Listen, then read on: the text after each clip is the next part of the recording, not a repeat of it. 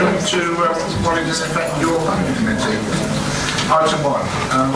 So the last meeting. Is it your wish, members? I'll sign this record. Great. Agreed? Thank you.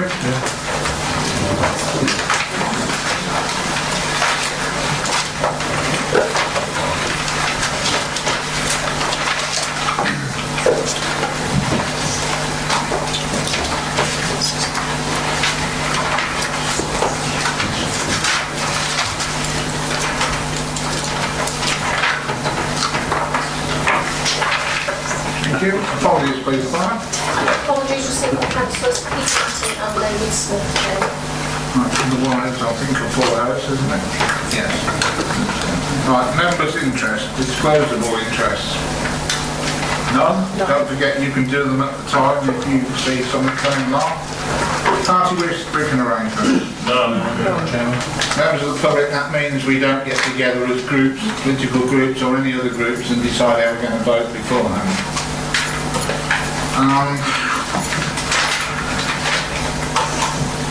There is one application that has been withdrawn,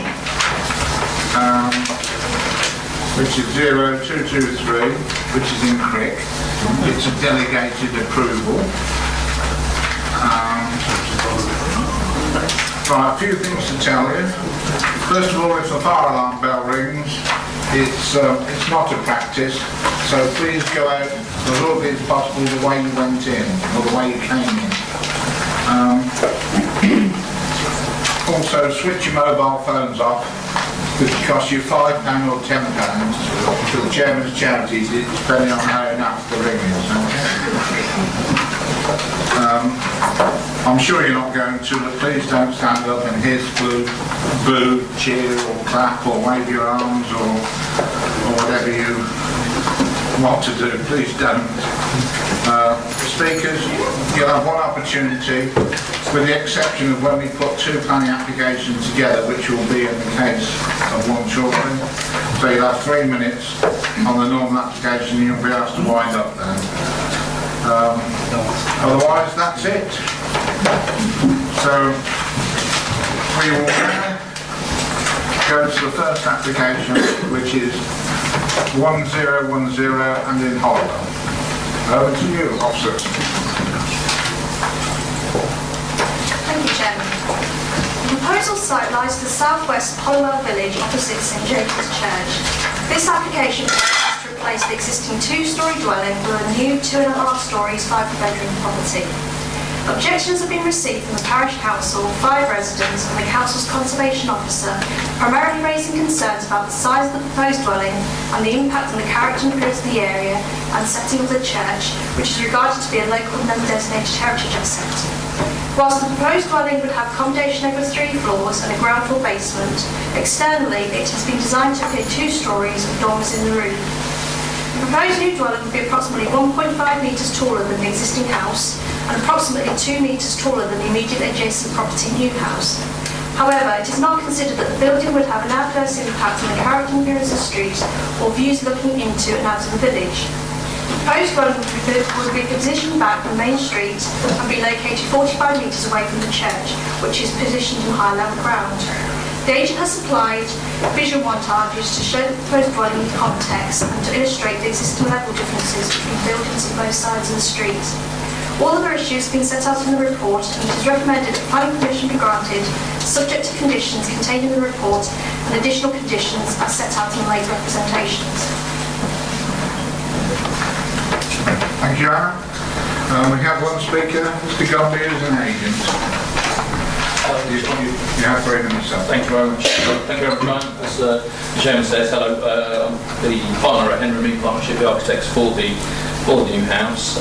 Just wanted to sort of explain the site in question has been a family home for the applicant for many years, and the house has been extended a number of times during that period.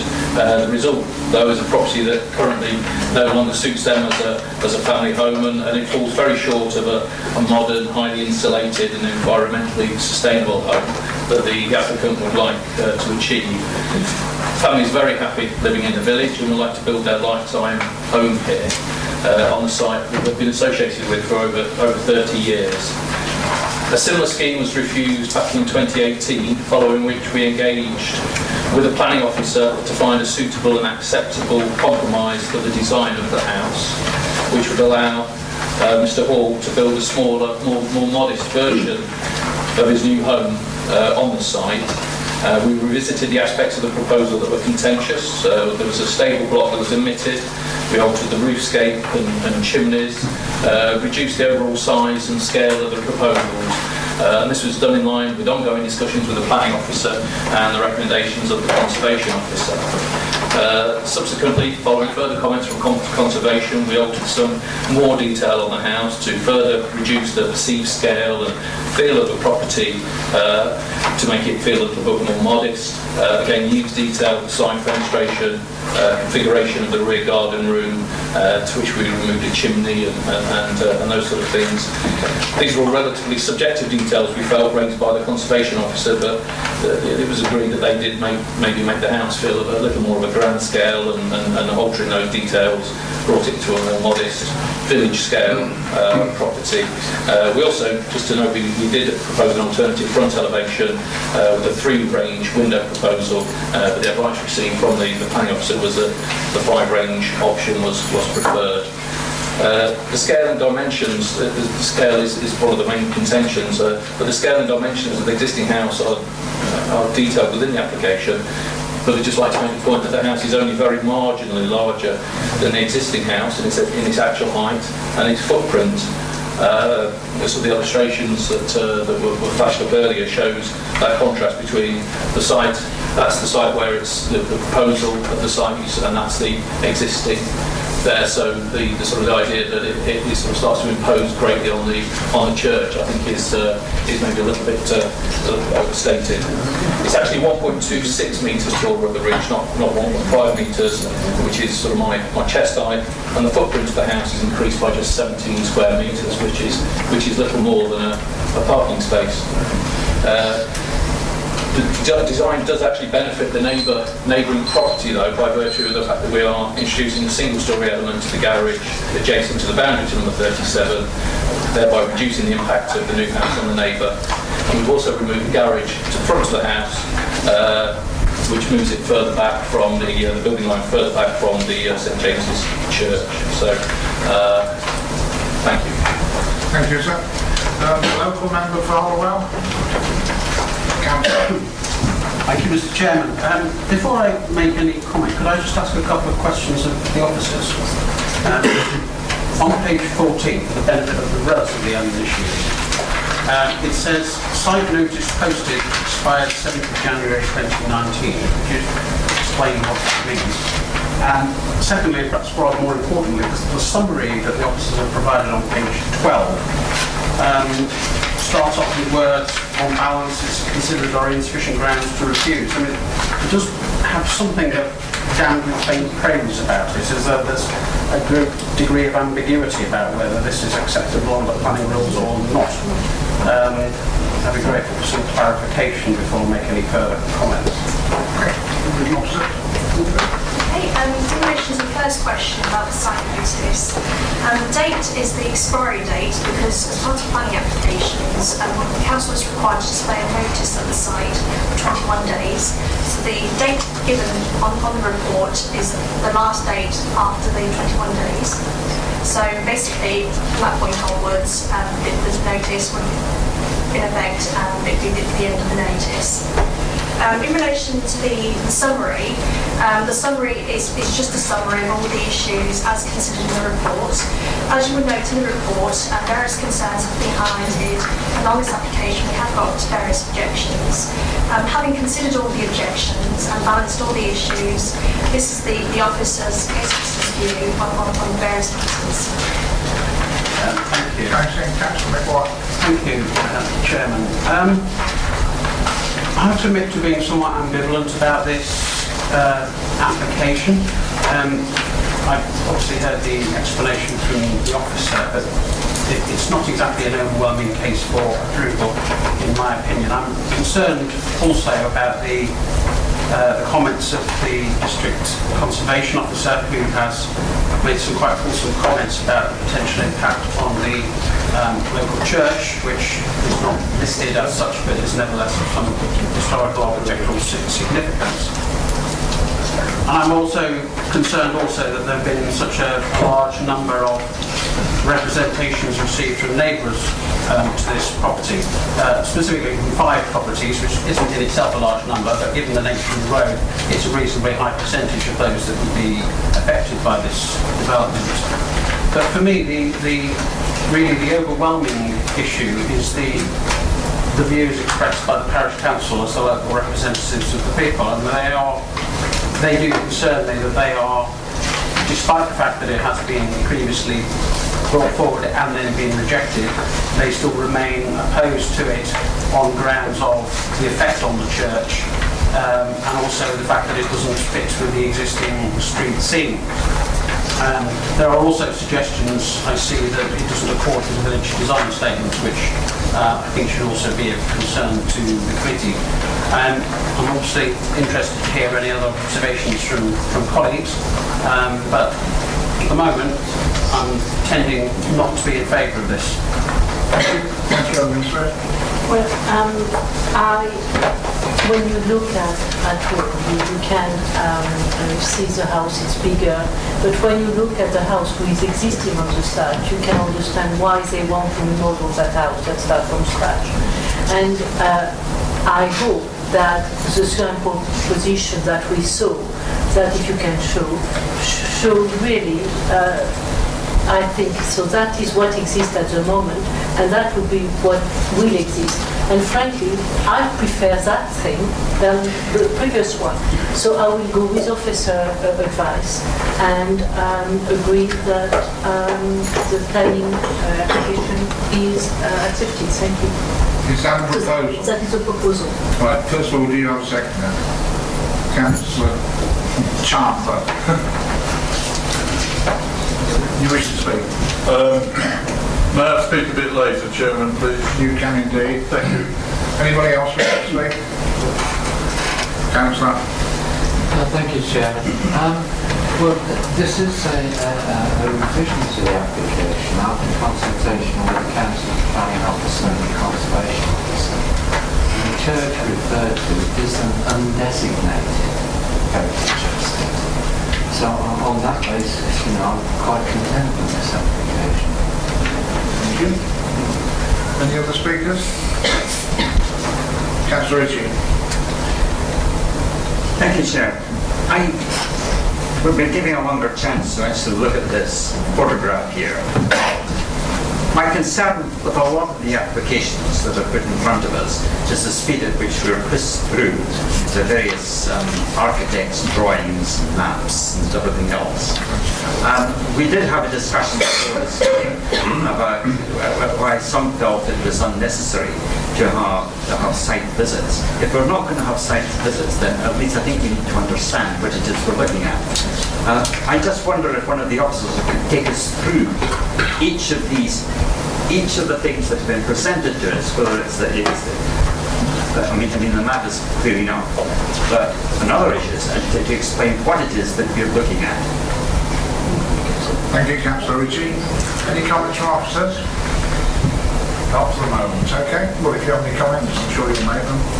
Anybody else wish to say anything? Sorry, Chair.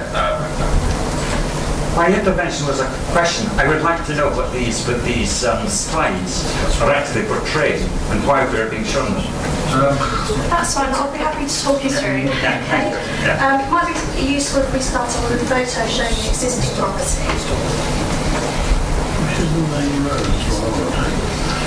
So, can you point out which one was the... This is a photo showing the existing house. We have an application in front of us at the moment where it is to remove the existing house and to put a new house on the site. A new house is shown on the drawings that have been provided by the architect.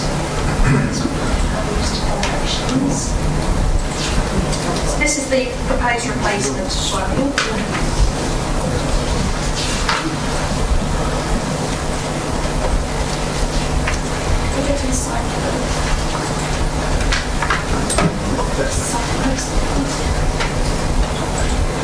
Okay, this is the site plan showing the layout of the new house. In terms of size, the existing house already sits on the plot. So this is the new house, and it would almost accommodate a similar floor area as the existing building. It may be slightly bigger, but it's very similar. We also have level sections, and also street view sections. This shows the bottom illustration here. Yes, that shows the height of the new property, which is the one on the right-hand side, in relation to the existing house that's next door. So this is the levels that we're looking at, and also the size of the building that we're looking at in comparison.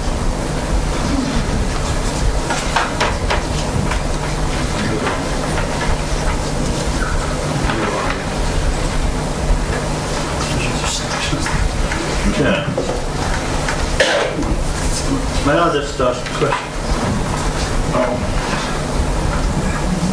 Is it about what we're talking about? Yeah, well, I just want some orientation basically. If we go to the general plan of the village, the location plan on there, which is the main road from Guilsborough to the 85199? The one running around the top. That's that top one. Yes, yeah. So this is the side street off, okay. Yes. Top of the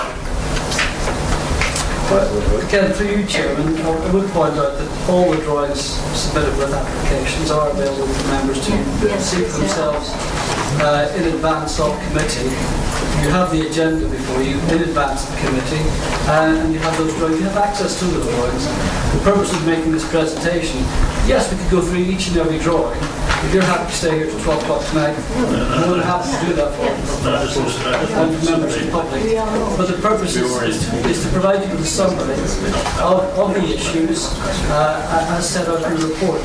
I'm more than happy to explain particular elements that members may have picked up on and have got some concerns about, and we'll happily respond to those ones. Thank you. If it's a quick one, Councillor Ritchie. It is to make the point that I rather resent that last statement by an officer.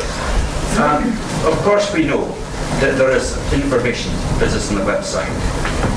I have in the past, I have complained about the presentation of information on websites and the difficulty in accessing it in many cases without going through pages and pages of PDFs which are not at all clear if you're not somebody familiar with applications and the way that they're presented.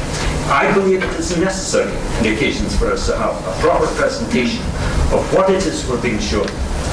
Otherwise, there is no point in having it there. And I would like my notes not actually put in the minutes. I don't think that was an appropriate comment to be The made. fact you resent the comment is noted. Through you, Chairman, I think if any members are ever having any difficulty accessing information on the website, our team will be more than happy to help.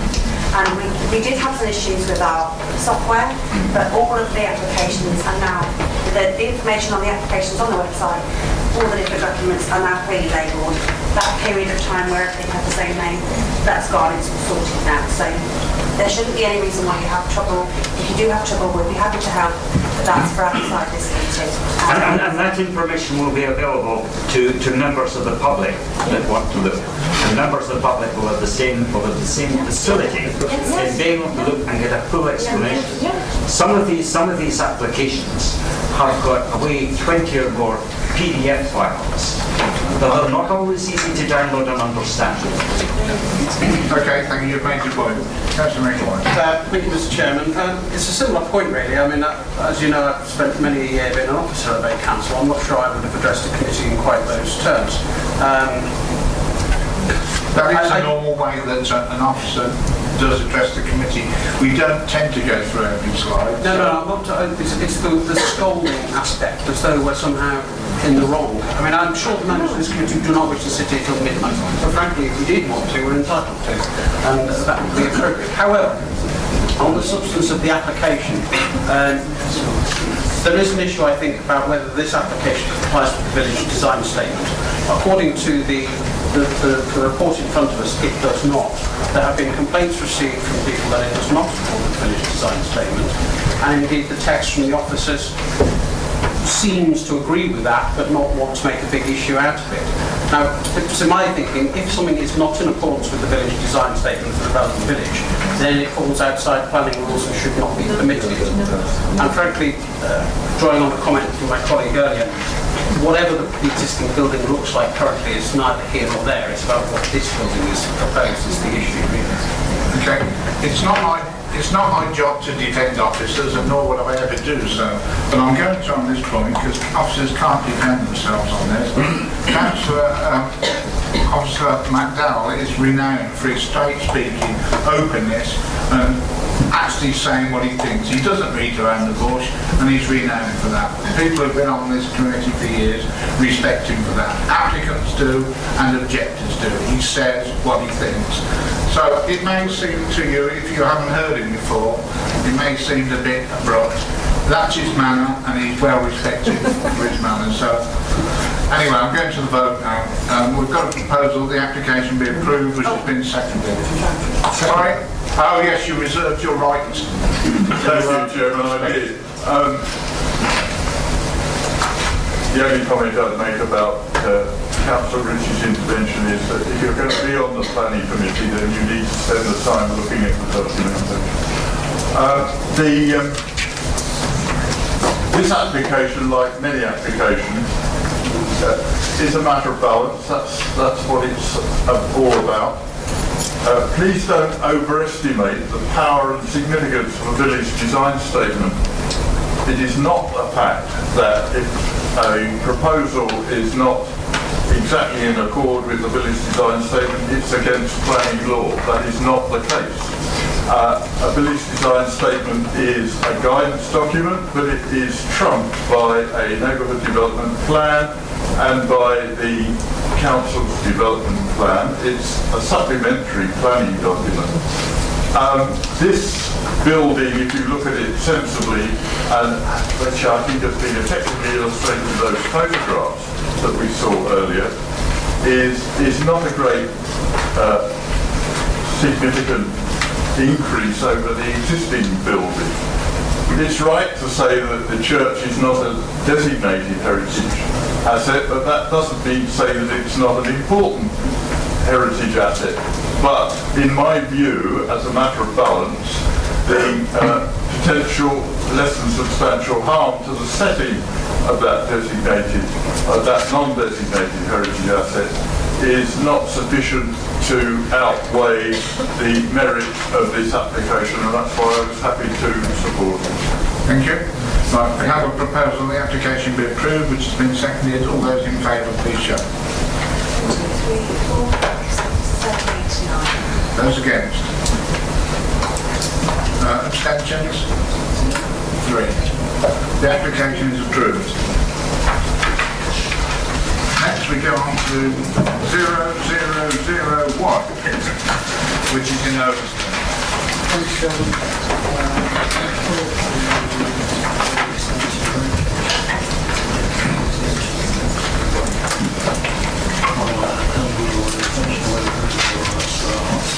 Thanks, Chairman. Again, this is it's called a hybrid application for members. Don't get alarmed. That's not what's before you tonight. We've already approved what's in there. The application actually sits within that site. That's the urban extension, as approved and as allocated by this council as part of the development plan, which is part of a sort of strategic approach in terms of accommodating the growth of Northampton, as well as meeting the council's objectives in terms of delivering housing development. So that's within the existing local plan and strategic plan. The application before you tonight, as I say, sits within that. It's a hybrid application, so in effect it comprises two elements. One is effectively a full application for the conversion of existing farm buildings to residential use. I describe them as farm buildings. They do actually benefit from planning permission and use as offices, and obviously the residential elements of the farmhouse themselves. So there's that element, and then the second element is an outline application for residential development as described, which comprises a care home, sheltered housing, etc., set out in the description, together with vehicular access. The application has been assessed.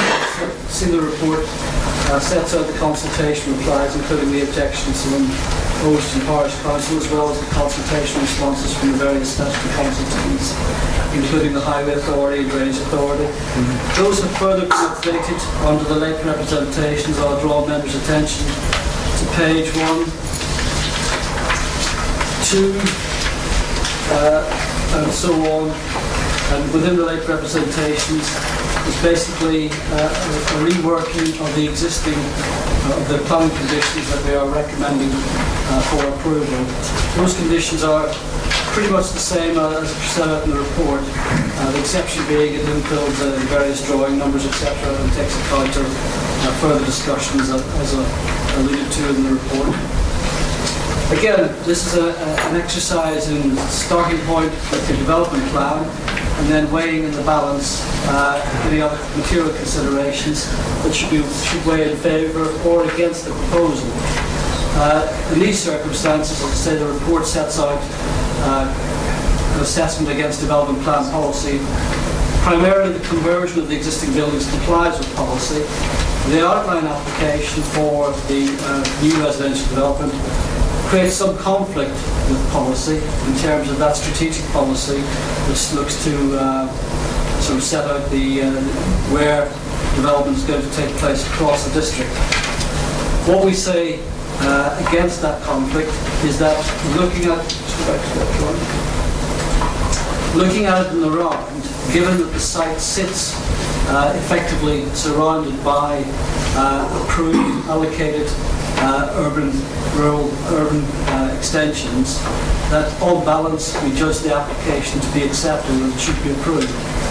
Added to that is the fact that officers have engaged with the applicants and have sought reductions in the amount of proposed development to safeguard the setting of the farm buildings and thereby safeguard the historical relationship between this complex of buildings and Overston Park across the way and the listed gates at Pytchley Gate. As regards the recommendation, as I say, it is subject to securing Section 106 as set out in the report.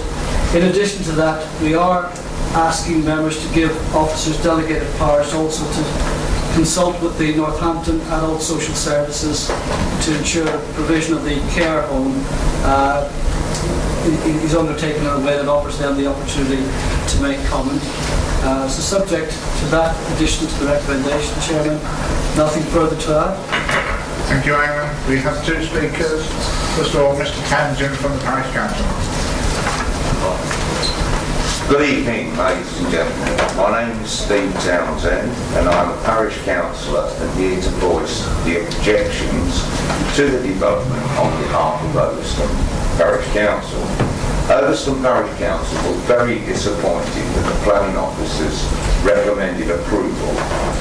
Overston Parish Council strongly believed that this proposal would be rejected after the DDC notice in the local newspaper that stated the following: the proposed development does not accord with the provisions of the development plan in force in the area, in which the land to which this application relates is situated. In particular, the proposal is contrary to the same policies HS 22 and HS 24 of the Daventry District Local Plan and R1 of the West Northamptonshire Joint Core Strategy. Overston has up to 4,000 houses either being built or proposed for the parish. The village has 364 houses. Molten surgery that serves this area has no capacity for further patients, without the extra strain of up to 150 patients from a care and close care apartments. The proposal demeans the character of the last example of a 19th century farm environment with 20th century additions that illustrate the development of working farms over the last 200 years. The traffic survey is fundamentally a desktop study that ignores the impact of the traffic generated by the use of the field behind the Daventry gates that holds regular car boot sales, car shows, weddings, Scout and Guide jamborees, etc., that regularly have up to 1,000 cars visiting. The study also grossly underestimates the traffic generated by this proposal that has 200 car parking spaces.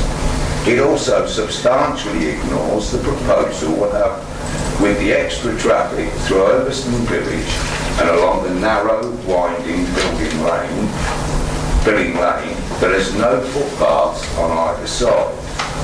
Overston Parish Council strongly objects to this application as it is contrary to local planning policies. The traffic study is totally inadequate. The farmhouse and its environment will be irretrievably damaged. The area does not need any more houses. The local medical facilities are inadequate. A large part of the green wedge between the SUE and the village will disappear. This proposal offers no benefits to Overston Village. Thank you, sir. And the next speaker is Ms. Colby, agent. Thank you. Sorry, I'm so far back. I'll try and project my voice. Thank you, Chairman, for the opportunity to speak. Vanderbilt Strategic is seeking to deliver a high-quality bespoke development, including the retention and conversion of the existing farmhouse and stone barns, alongside arranging new homes.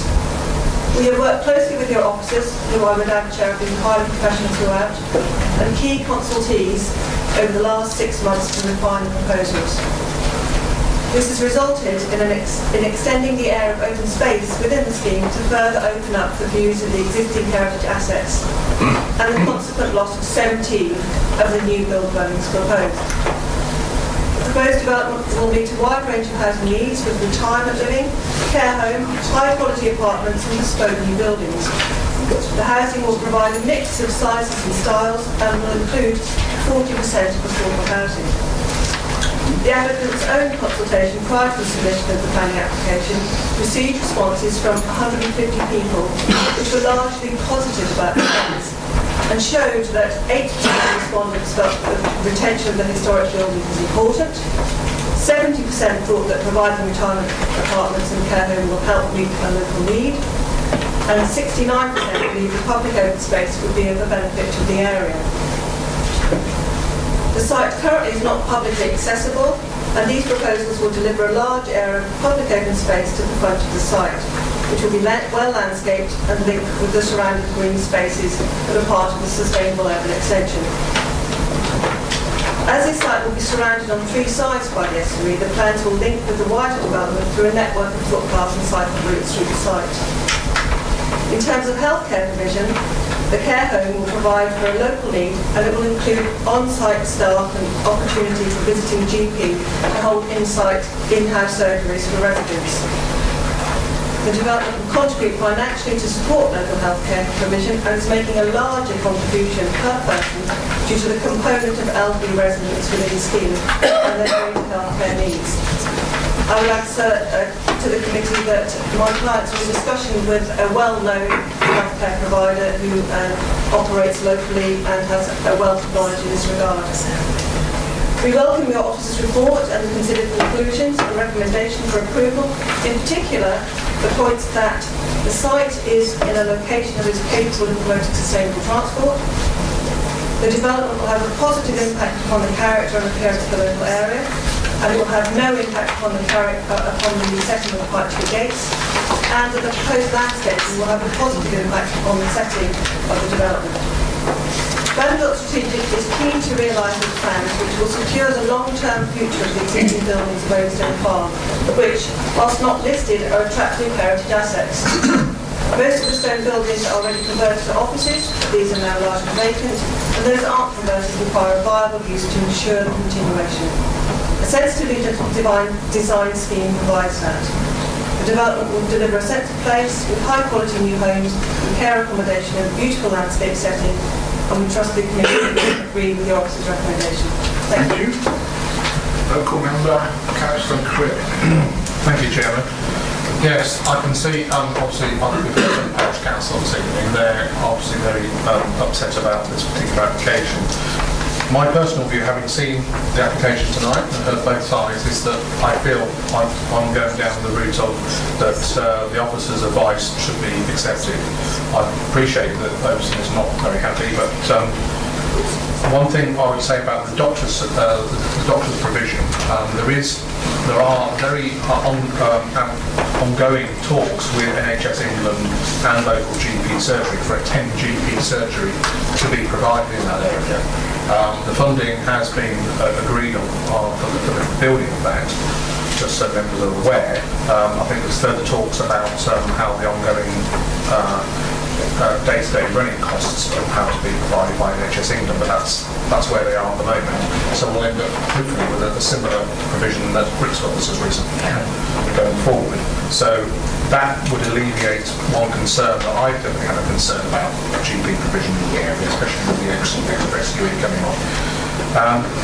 Going forward, though, I see that we've got a section 106 mentioned. I'm happy to see that that's in there. There's quite a few heads that we discussed in the report. Refer members to page 47 of the report, really, about provisions and the funding that is going to be put forward for this 106. As members know, that the 106 agreement often helps alleviate some of the problems with a planning application, and the officer has said that on balance this is something, although it does conflict with various policies, on balance it's a fine balance, there's some consistency with the existing policies and the emerging development plan. So on balance they feel that this is actually an application they will support.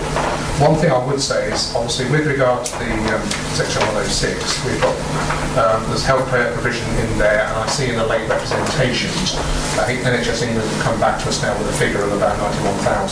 That's correct, isn't it? In respect of what this development will do. So that will go forward a long way to help the provision of the GP surgery. Library provision, 31,951. What I would say is that, as everyone knows in the county council, that the libraries are under threat throughout the whole county. Whether we can condition, or whether it's reasonable to condition that this money goes towards the local library, whether the legal officer can tell us whether or not that's a reasonable thing to do. Can it be in section 106, when it's discussed later on, can it be considered that money goes forward to the local area? Within the 106, we can certainly, after discussion with the applicant, the money can be spent on a local library, but we would discuss that with the officer and the applicant as to the actual whatever. Right. So with that, in fact, obviously, I trust the legal officers and the officer concerned here to complete the section 106, bearing in mind the heads of terms they've provided us with in the report. So on balance, I feel that I would like to put it forward that we accept officers advice. Thank you. Do you have a second? Councillor Irving Swift, I think it was second before you, Councillor again. Will you wish to say something? Yes, a couple of things. And I understand Overton has been under a lot of development lately, or a possible development, but this development allows 40% of affordable houses, which is good news for Overton. It's also at county level, we need more adult social care, and that will be the big pinch point when we have the tuning tree. We need more development of that sort. And I would really recommend that we go with the library provision, as Moulton will be with a new proposal on the county council. The library at Moulton is a volunteer-led library, and I think it's essential for the good running of the library that the £31,951 is completely focused on helping that library to be sustainable for the foreseeable future. So I would really make that one of the conditions. And also it will, but that is important, but as it stands, I think it's a good proposal and I will go with it. I'm sure the people dealing with 106, two people here are aware of where you want 106 money spent on the library. Because Chair, may I interview you? You can. That will be discussed with the officer and the relevant officer at the County Council, and I cannot make any guarantees tonight. But the view of the planning committee will be put forward. Absolutely, yes. Right. Councillor Longley. Yeah, thank you, Chair. 4 points here, really. And I'm going to start off with the 106 money and the libraries, as it's been spoken about. A lot of the libraries, the business plans that are being put forward at the moment, I know from personal experience, do have 106 monies in them. Some of them very substantial, so it would be a surprise if the money didn't go in that direction, some money didn't go in that direction. I was in two minds, okay, but I think it's a good application. Generally, and I'm very conscious in the role at County of the very significant need for more adult care areas, and this strikes me as an excellent example, and we could do with a lot more of them because people being put out of county at great expense and things like that. And I think what's convinced me completely is talking about the medical centre and where that's going, so I will certainly be supporting this application. Thank you. James, do you wish to say anything? Very briefly, Chairman. Thank you. Well, Overston these days is a semi-rural location, has been for many years. This particular site is in a very sustainable location. The development will make a very valuable reuse of the existing model farm buildings, and there will be provision for extremely valuable care home facilities and of course affordable housing. And I think even though there are some inconsistencies with other policies, this development ought to be approved, and I'll go with officers' advice. Thank you. Councillor Ritchie. Thank you, Chair. My understanding is that this particular plot is going to will be surrounded by housing. That land, at least down both sides, have been designated for housing. I'd be interested to know why this particular plot here, this particular site, was not included. That was left as being open countryside. We can give you the answer on that because it has been discussed. My understanding through you, Chairman, is that when the local plan was being drafted, the owner of the land at the time did not want their land to be allocated within the urban extension. Had they wanted it to be allocated, I'm sure the local plan process would have moved in that direction. The fact is the ownership of the land has now changed. I understand the owner of the land has died. It's been acquired by somebody else. They're obviously now pursuing the development proposal. And as I say, we are looking at the proposal on its merits, taking a balanced view with regard to the development plan, what other material considerations, and the facts on the ground where the development of the site sits, and making the recommendations before you tonight. Sir. Thank you for that explanation. It just strikes me as perhaps unfortunate that if this is going to be a very large area of housing, it's going to need some things to actually break it up. It seems such a pity that if there are these old buildings there, the farmhouse, that these buildings could not have been used for some purpose that give a more open area in the middle of a much wider development. It just seems unfortunate, a loss of an opportunity by building in this site in this way. Again, for you, Chairman, I think the agents also touched upon it. They're actually providing a larger area of open space just to the southwest of the existing complex. But More importantly, officers negotiate the removal of proposed development immediately south of the complex, specifically with the view to sort of enhancing and preserving the setting of those historic buildings and the relationship with Overston Hall and Overston Park across the road. In my view, the officers have negotiated an acceptable scheme which has taken on board its impact on the character of the area, as well as delivering future use of what are very attractive existing buildings. Okay. We have a proposal, the application be approved, which has been seconded. All those in favour, please show. 11. Those against? 2 against. Okay, the application is approved.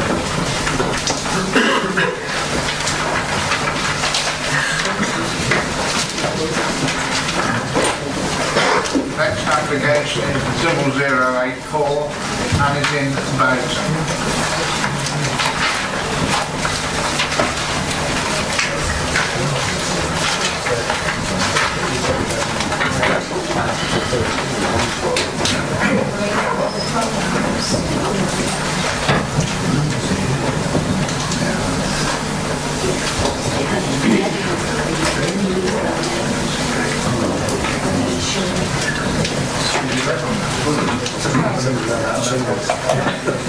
Right, okay. That vote, we need to do it again. Because the two didn't add up to the total number of councillors. Those in favour of the previous proposal, please show again. 1, 2, 3, 4, 5, 6, 7, 8, 9. Okay. Yeah. 1, 2, 3, 4, 5, 6, 7, 8, 9, 10. 10. Those against?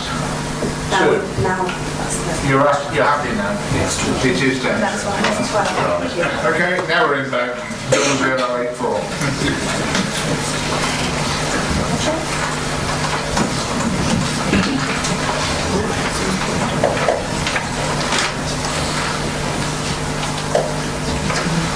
This application proposes the construction of an outbuilding in the rear garden to be used ancillary to the main dwelling.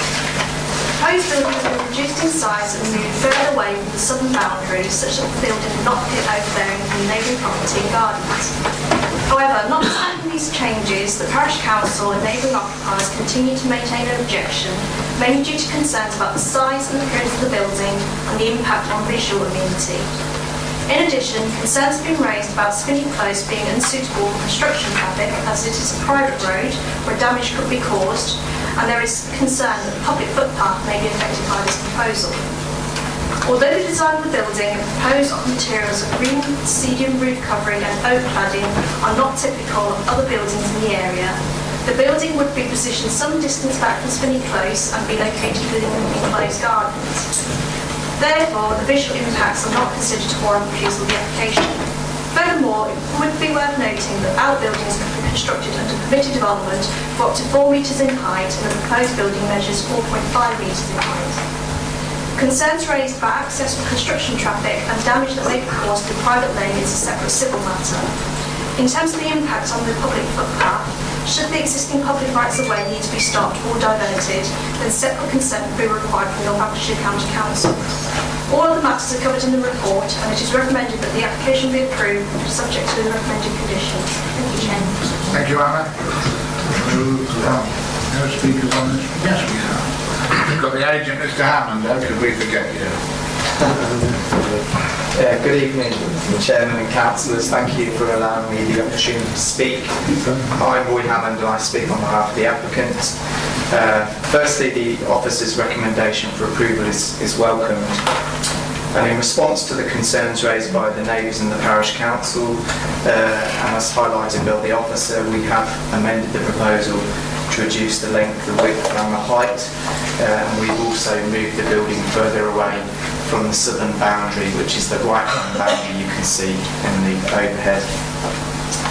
As a result of the changes, we're confident that the proposed building would safeguard the neighbours' amenities, would have an acceptable level of visual impact, and would safeguard Spinney Close. I've been advised by my client that the building will be constructed from within the site and there'll be no need to use Spinney Close in order to do that.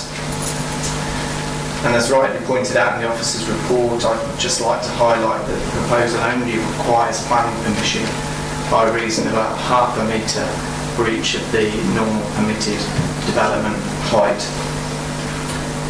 The building would be used purely for purposes that are ancillary and domestic, ancillary to the existing dwelling on the site, and we note that proposed condition 5 before you seeks to secure that.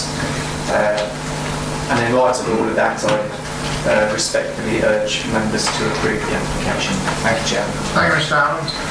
No local member here. Your comments, please. Yes, Councillor.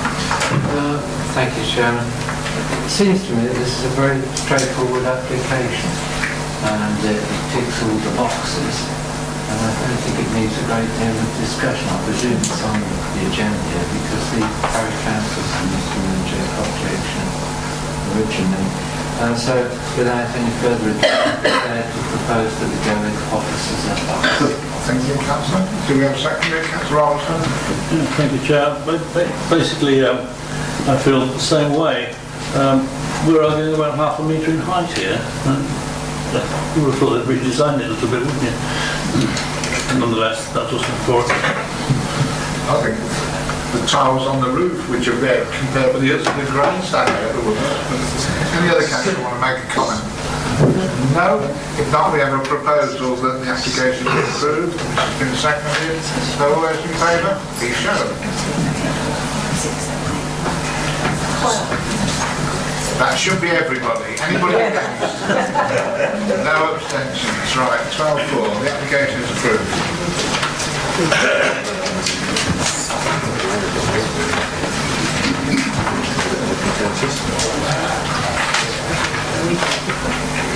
The next two applications we will take together. So the presentation will be in one presentation. The speakers will have, in theory, double the time limit, but please don't take 6 minutes if you don't need to.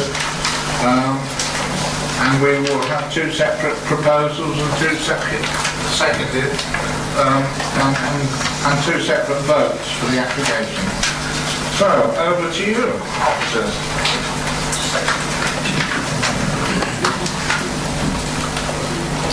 This is a part retrospective application for the change of use of a former agricultural barn into a wedding venue and for the construction of access tracks and car park.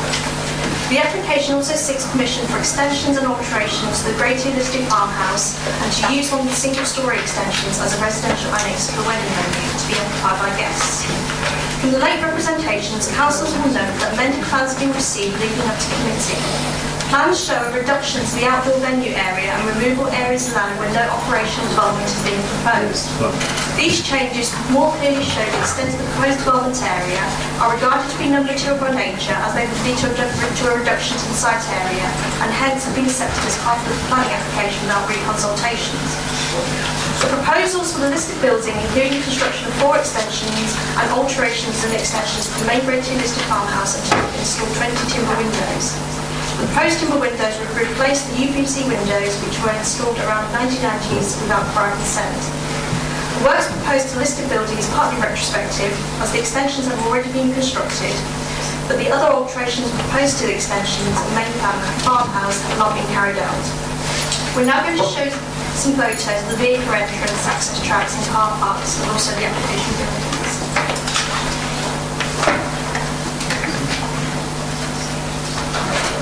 So this is the main access from the main road, Stockwell Lane.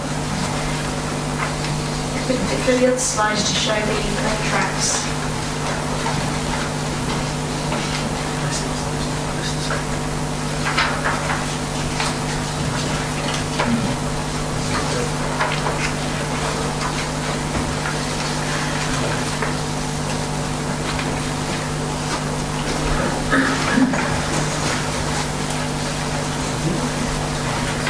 Okay, just to stop here. This shows the access leading up to the wedding venue. The wedding venue is the building on the right-hand side, and you can also see the rooftop of the listed building from this angle. This is the car parking area leading up to the wedding venue. The main wedding venue itself.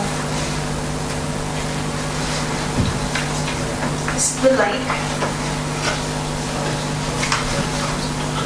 And this is the internals of the barn.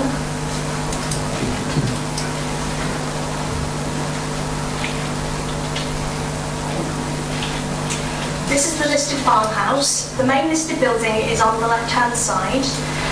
The extensions that are being considered as part of the application, they're on the right-hand side. And the single-storey element on the far right-hand side, that is the annex that's being proposed as part of the guest accommodation to be used for the wedding venue. That's the back of the listed building. That's a closer view of the annex that's proposed. The proposals are considered to accord with the national and local planning policies which give support to the reuse of rural buildings to help support the rural economy and proposals which bring heritage assets into use in line with their conservation. The Council's Conservation Officer is content that the proposals would not harm the character, setting and aesthetics of the listed building. In particular, the extensions have been considered to be acceptable as they would follow the linear form of the listed building, and the replacement timber windows would be an improvement over the existing UPC windows. Over 21 letters of rejection have been received from residents and the Parish Council, raising various concerns. The grounds for objections include insufficient justification being given for proposals, effects on highway safety, local and residential amenity, mainly due to noise, and all the other concerns are set out and addressed in the main report. The local highway authority is satisfied in principle with the existing access of Stockwell Lane being used to serve the proposal, but has requested for swept path analysis to be provided to demonstrate that the crossover will be suitable for use by coaches. Whilst swept path drawings have been supplied by the agent, the local highway authority in their latest comments do not consider the drawings to be adequate. Therefore, councillors will note that a condition has been recommended in the late representations to require that the access not be used by coaches until further information has been submitted to demonstrate that the access is suitable or could be made suitable by a coach vehicle. Council will also note from the late representations that a local resident has provided a survey of the existing access to show the width of the access measuring 7.5 metres and not the 11 metres shown on the agent's drawing, as stated in the report. The local highway authority was consulted on this matter, and the highway officer has confirmed that any such discrepancy does not alter their recommendations, as the standard width of commercial access is 7.3 metres. Furthermore, since producing the late representations, the applicant has remeasured the access and has confirmed the width of the main access crossover to be 11.5 metres. So this is quite close to the 11 metres stated in the report. In relation to the concern about noise, officers have prepared two location plans to show the location of the site in relation to the wider surrounding area and properties.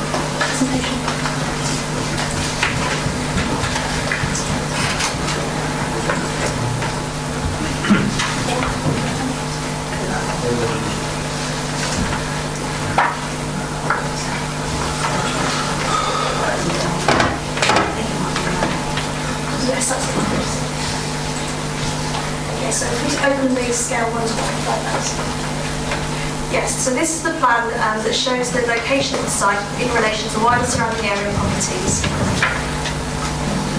Works for the wedding venue commenced back in 2018 in June, where wedding events have since been held at the site. The council has not received complaints about noise until the recent wedding venue events held in June.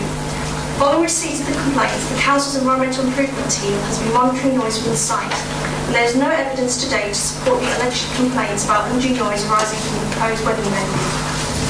As part of this planning application, it is considered that the application would be extremely difficult to refuse for noise reasons due to the distances to nearest properties and public areas, with the nearest neighbouring properties being positioned over 600 metres away from the wedding venue. As commented by the Environmental Health Officer, the noise issue would be more appropriately managed via the premise licence for the site if there is sufficient evidence to demonstrate that noise is causing harm. All other aspects of the proposal have been considered acceptable for the reasons set out in the committee report. Therefore, it is recommended the planning permission be granted subject to conditions and as amended in the later representations.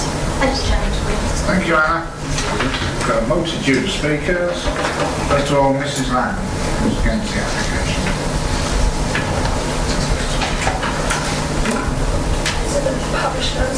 No, Mrs. Lamb. Okay, thank you.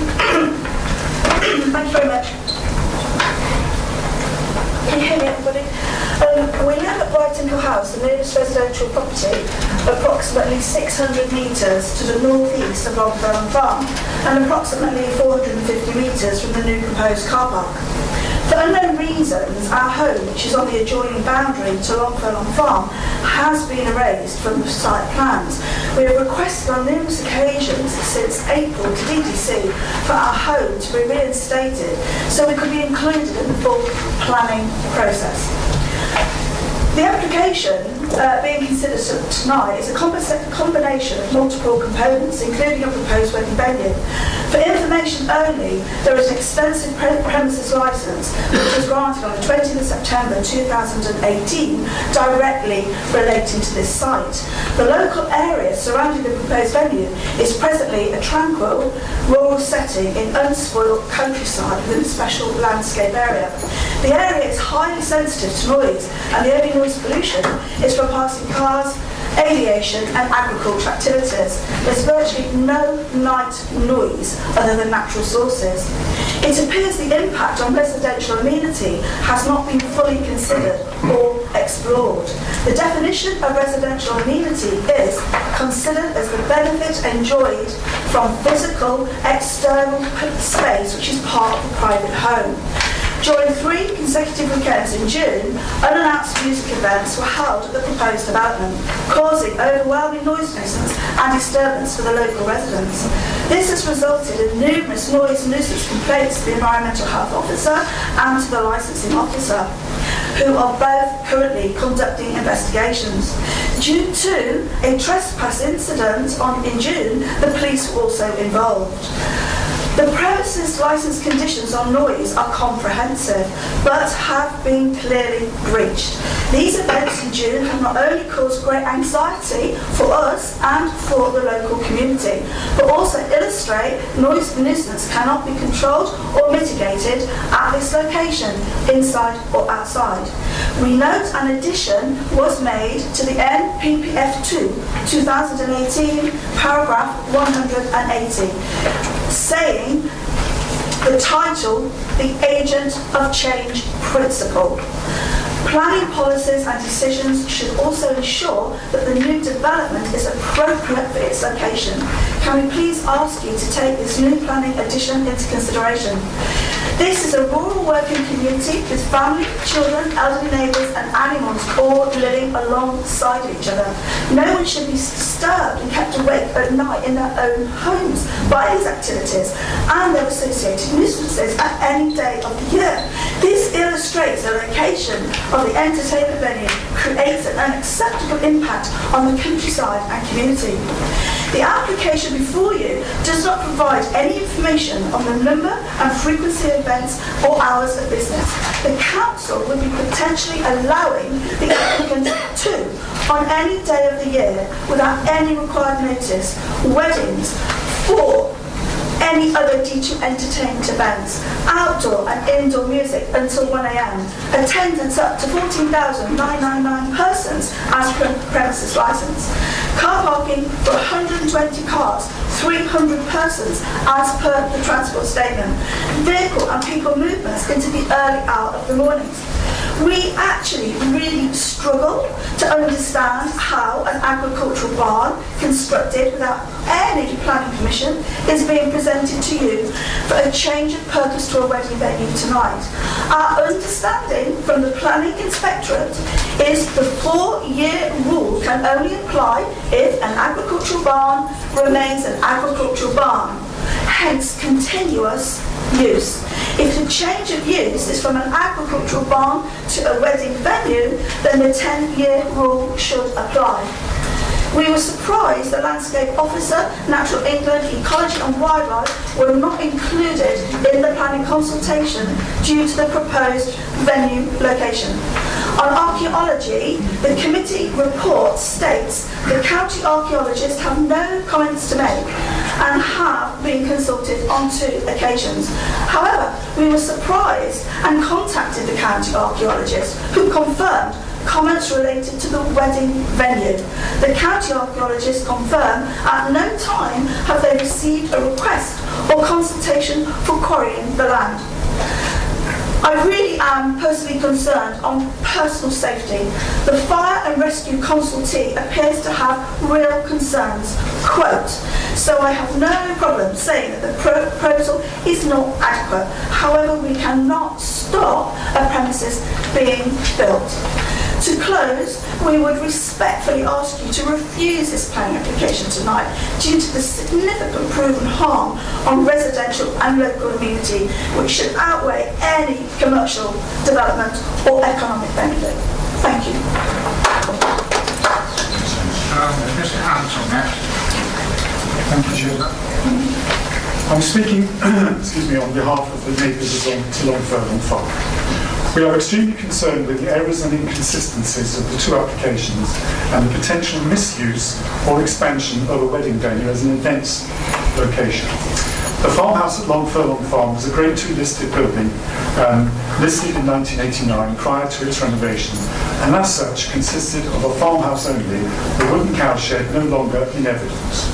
Substantial alterations and additions, which appear to amount to more than a doubling of the original footprint, plus landscaping within the curtilage of a listed building and a historic monument, have been made to the property. These include a 2-storey extension, conservatory additions to the front and rear, a large single-storey extension used as an indoor swimming pool, and a lake. We are deeply concerned with the fact that the works were carried out without relevant listed building consents or planning permissions, and that if the works are approved, this could establish precedent for all other owners of listed buildings who wish to alter them. Those of us who have applied to make alterations or extensions to Grade 2 listed properties in our parish have had these refused or have had very strict restrictions applied. Please refer to application DA 2013-0216, DA 2013-0242 at Lower Farm, Newbold Ground, where extensions had to be set back from the original building and subordinate to it. This clearly is not the case in this application. We find this very inconsistent. We request that the committee seriously consider whether listed building permission would ever have been granted in the first place for such a major out-of-character extension to the farmhouse. It appears, however, that if approved, the building was given permission without such previous permission in place, it will make it easier for everybody to subsequently get approval on a Grade 2 listed property. This is a precedent that should not be set. The application also comes with false statements and errors, as noted in the officer's report. These include incorrect location of the new access road on submitted plans, incorrect land ownership declaration, removal of the nearest property right in your house, which has only recently been put back in, incorrect information regarding to the build dates of the extensions, and the swept analysis is not accurate or to scale. Now regarding the wedding venue application. The application includes parking for, as has been said, 120 vehicles, which for each event potentially means considerable increase in traffic flow, both in daylight and darkness, when there is a wedding function.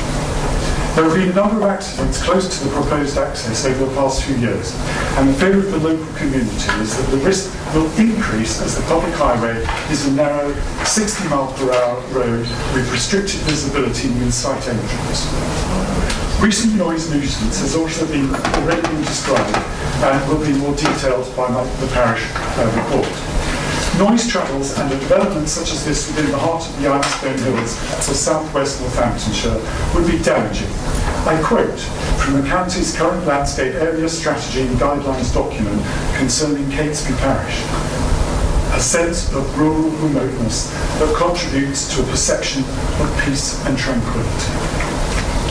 We feel that any local, social and commercial benefits of an additional wedding venue in this area are minimal compared to the nuisance it will bring to the local community, the main beneficiary being the applicant.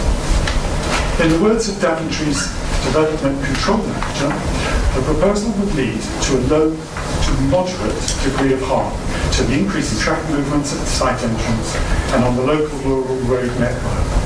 This has been considered together with an impact on residential and local amenity and the effect of the proposal on the tranquility of the special landscape area to which a moderate degree of harm has been identified. We do not agree. And what does moderate mean anyway? We do not feel that any benefits outweigh the moderate harm to a rare and very special part of Northamptonshire, which is coming under increasing pressure from business and other development. Worryingly, the applicant is advertising his farm as an events venue and an events village. This comes from Facebook. The newly formed but incomplete highways access, which is part of the application, is currently a danger to the public and to local road users. Yet 3 days of events are advertised within the next 2 weeks. If permission is granted and these events take place, who will be responsible for any accidents that occur? Finally, and more importantly, will the Council assure us that if they are minded to approve these applications, should the applicant not adhere to or contravene any planning conditions or restrictions imposed, that action will be taken? Thank you. Before we go to the next speaker, you're probably wondering why there are 2 speakers against the application. Because this is the first time it's ever been allowed when speakers aren't, unless they're in different parishes. I was led to believe the 2 speakers were in different parishes. That's why I allowed the 2 speakers. I may have made a mistake, but before the parish councillor speaks, clerk speaks, or whoever you are, member of the parish council, perhaps you can tell me whether the 2 previous speakers were in the same parish or not. I don't know. No, well, my understanding... No, the clerk, I'm asking the clerk. I don't know, I'm not the clerk. Actually, I'm speaking because the chairman is away, so I can't... So you're a parish councillor of Catesby? Yeah, well, I'm a member of Catesby, yes, and I'm speaking on behalf... Are the 2 previous speakers in Catesby Parish? Do they live in Catesby Parish? Yes, this one does, but I don't know. One Catesby and one is Helena. You do live in separate parishes? Yes. And in that case, it's perfectly all right. Okay? That's the only time it's allowed. If it's very close.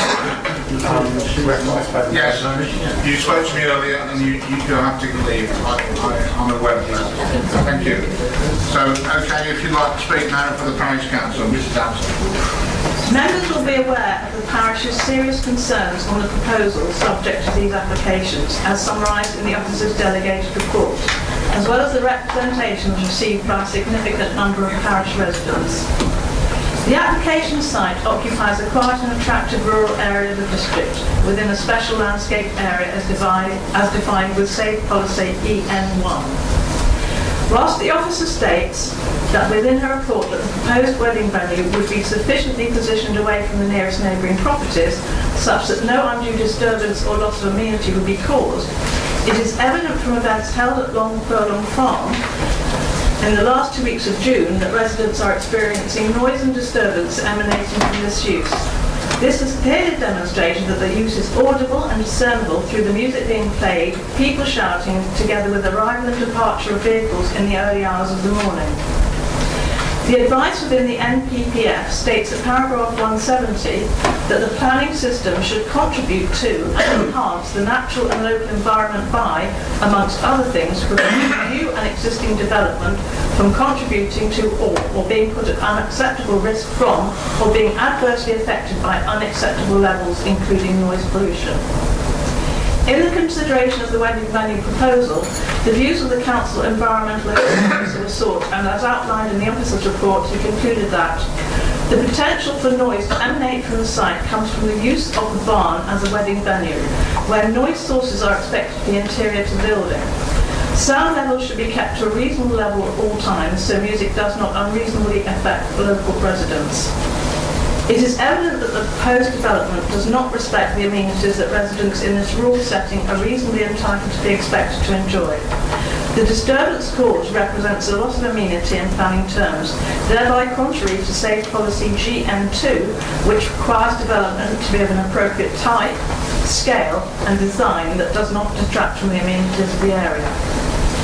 The proposed development includes areas of parking together with pedestrian routes to the wedding venue and a ceremony lake.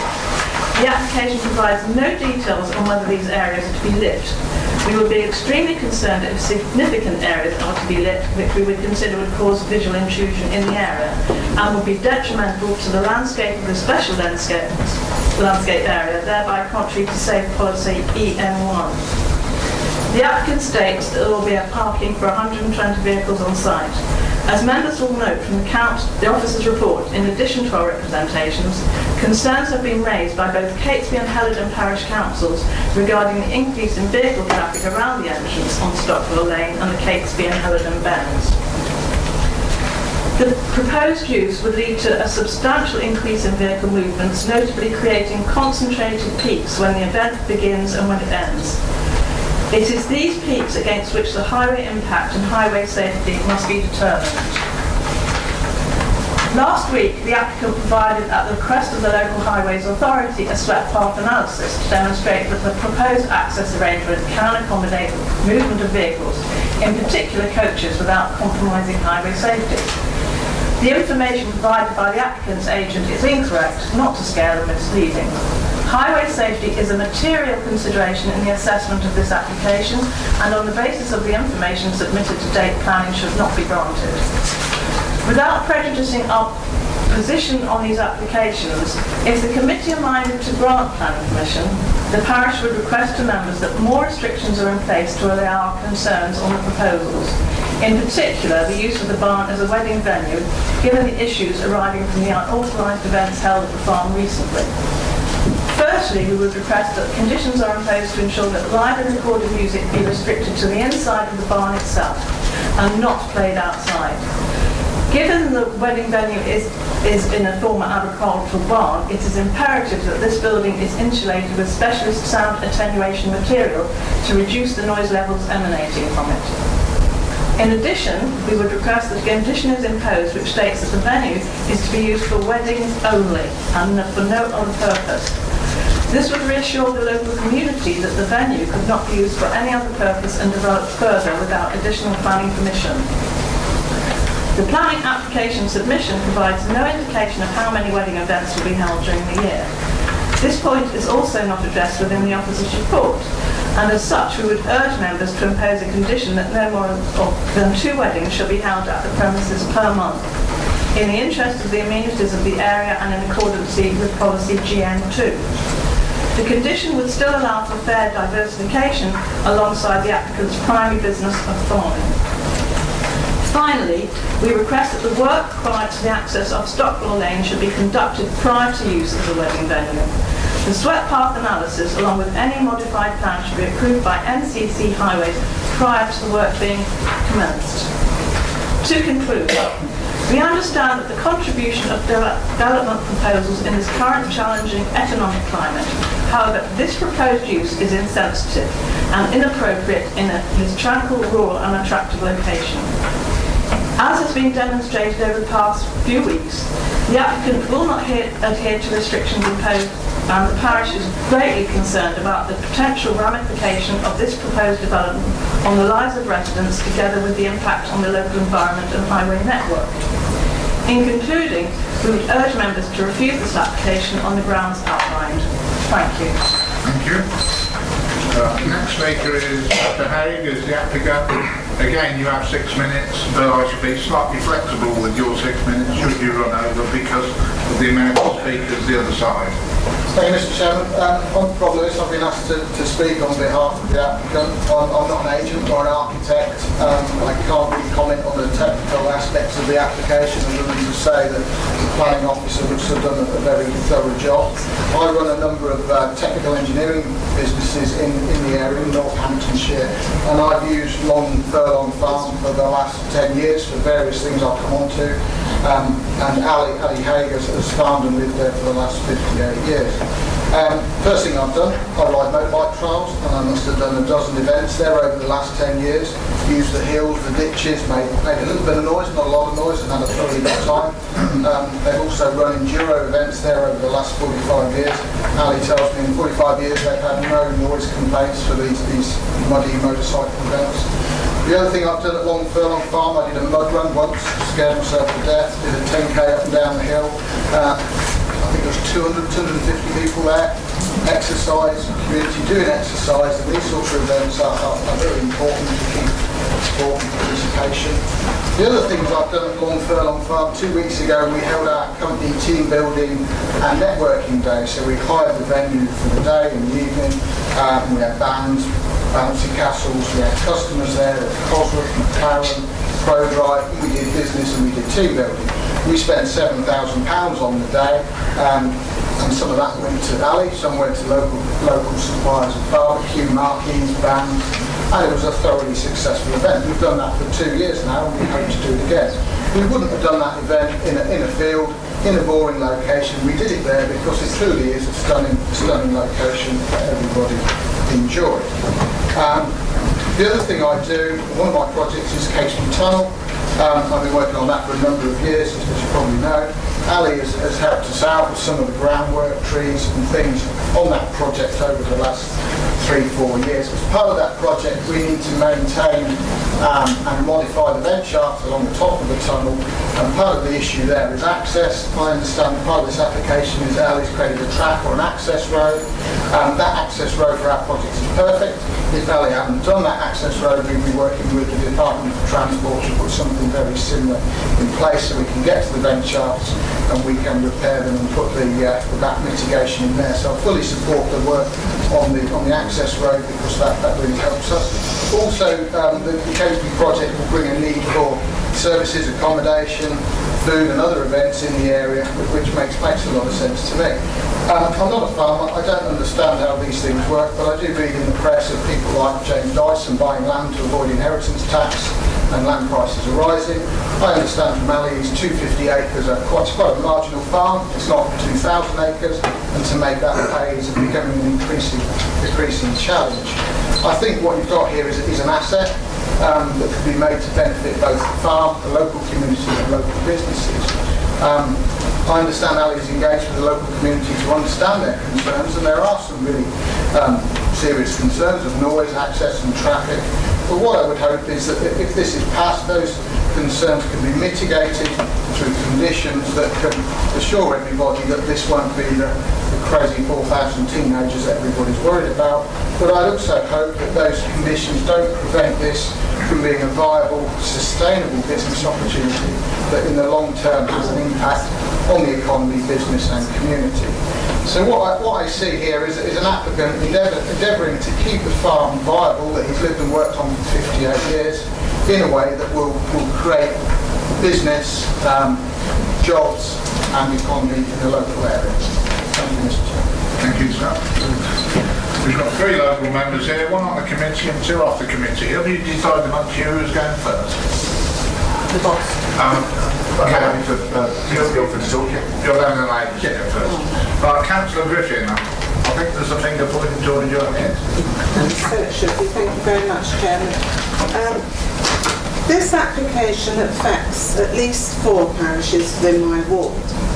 The site is on a very significant geological feature in the county, clearly also valued by the indigenous pre-Roman population.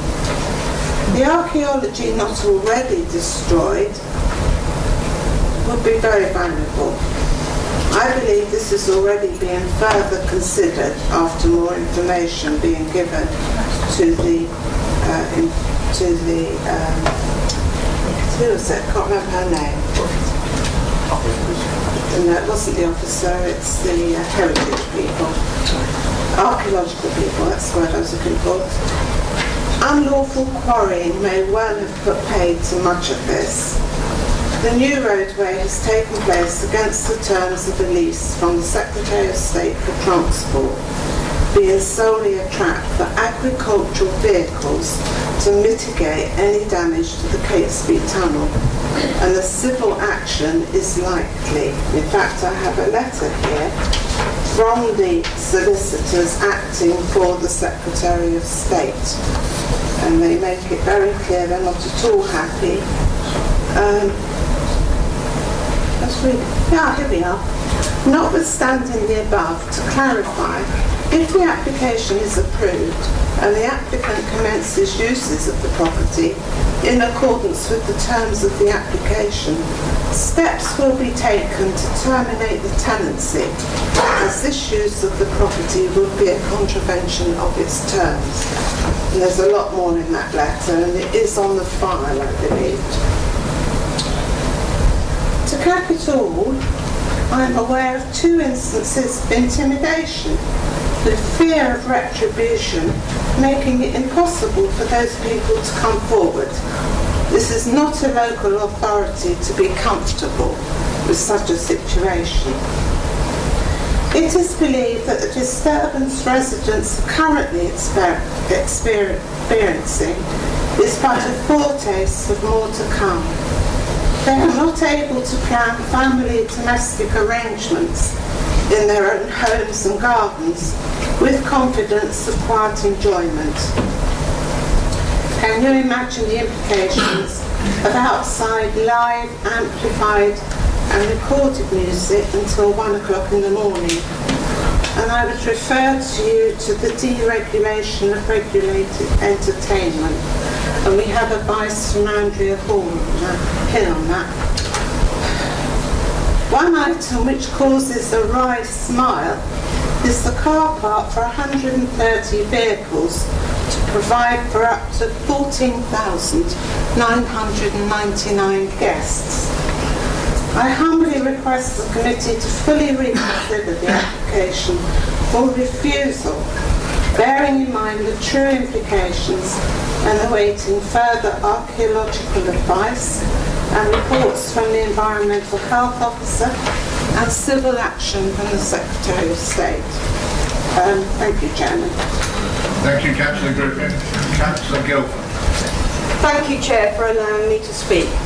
I will endeavour to summarise concisely the key concerns raised this evening and ask that the committee consider refusing this planning application. There have been many issues with the application highlighted, as noted within the officer's report.